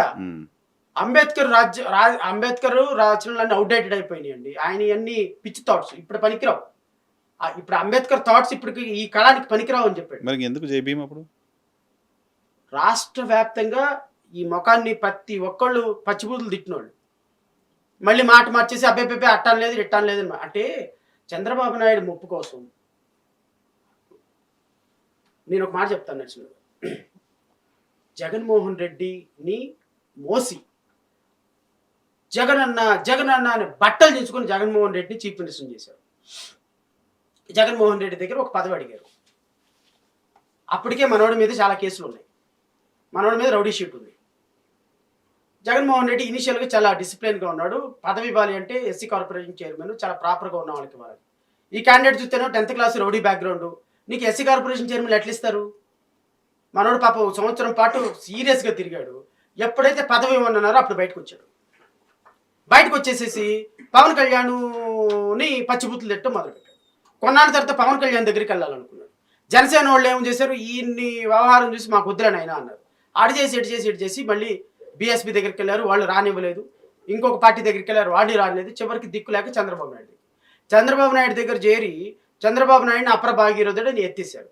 ఈ రోజున దళిత జాతిలో ఉన్నటువంటి నీలాంటి వ్యక్తుల వల్ల దళిత జాతి తలదించుకునే స్థాయికి దిగజారిపోయింది. ఇలాంటి వ్యక్తులందరూ కూడా జై భీమ్ నినాదం చెప్పి రేపొద్దున జై భీమ్ని ఎక్కడ తీసుకెళ్తారు? చంద్రబాబు నాయుడు దగ్గరికి వెళ్ళి తాకట్టు పెడతామనే. మీరు జై చంద్రబాబు నాయుడు అనండి, నో ప్రాబ్లం. బట్ జై భీమ్ నినాదం చెప్పారు అంటే మీరు ఇండిపెండెంట్గా ఉండాలి. మీరు ఇంకో పార్టీ జెండా పట్టుకోకూడదు, ఇంకో పార్టీ జెండా మోయకూడదు. నాకు ఇచ్చే డెఫినేషన్, దేశంలో జై భీమ్ అని చెప్తూ చాలా రాజకీయ పార్టీలు ఉన్నాయి కదా. ఏది చాలా రాజకీయ పార్టీలు ఉన్నాయి. ఇప్పుడు మీరు జై భీమ్, మీరు పార్టీ పెట్టుకున్నారు, మీరు ఇప్పుడు జై భీమ్ అంటున్నారు. నేనేమంటానంటే రాజ్యాధికారం కోసం పనిచేసేటువంటి వ్యక్తులు మాత్రమే బాబాసాహెబ్ అంబేద్కర్ ఫాలోవర్స్ గా జై భీమ్ నినాదం చెప్పాలి. మీరు వైఎస్ఆర్ కాంగ్రెస్ పార్టీలో ఉన్నారా, జై జగన్ చెప్పండి, జై జగన్ చెప్పండి. కానీ బాబాసాహెబ్ అంబేద్కర్ని నేను అంబేద్కర్ వాదిని, అంబేద్కర్ ఆలోచన విధానంతో నడుస్తున్నానంటే అంబేద్కర్ ఆలోచన విధానంతో నడిచేవాడివి నువ్వు ఇంకో రాజకీయ పార్టీలో ఉండకూడదు. ఎందుకు తెలుసా? అంబేద్కర్ ఆలోచన విధానం అంటేనే రాజ్యాధికారం. కాంగ్రెస్ పార్టీలో ఎందుకు లేడు ఆయన? బయటకు వచ్చేసరిగా అసలు బయటకు రాలే. ఎప్పుడు జాయిన్ అయ్యాడు? నో, ఓన్ పార్టీ, ఆయన సొంత పార్టీ ఉంది. అంబేద్కర్ అంటేనే ఆత్మగౌరవం సార్. ఆత్మగౌరవంతో బ్రతికేవాడు జై భీమ్ చెప్పాలి. అంతేగాని నేను తెలుగుదేశంలో ఉంటా, జై చంద్రబాబు నాయుడు, జై భీము, అంబేద్కర్ దాన్ని తీసుకెళ్లి తెలుగుదేశానికి తాకట్టు పెడతా, అంబేద్కర్ దాన్ని తీసుకెళ్లి జగన్మోహన్ చంద్రబాబు బీజేపీకి తాకట్టు పెడతా, అంబేద్కర్ దాన్ని తీసుకెళ్లి జగన్ తాకట్టు పెడతానంటే అది జై భీమ్ కాదు. రైట్, చూద్దాం వాళ్ళ వర్షన్ ఏంటో, వాళ్ళ పాయింట్ ఆఫ్ థాట్ ఏంటో. Thank you very much. ఇది జడ శ్రవణ్ కుమార్ గారితో స్పెషల్ పాడ్కాస్ట్. మరో షోలో మళ్ళీ కలుద్దాం. చూస్తూనే ఉండండి ఈహెచ్ టీవీ.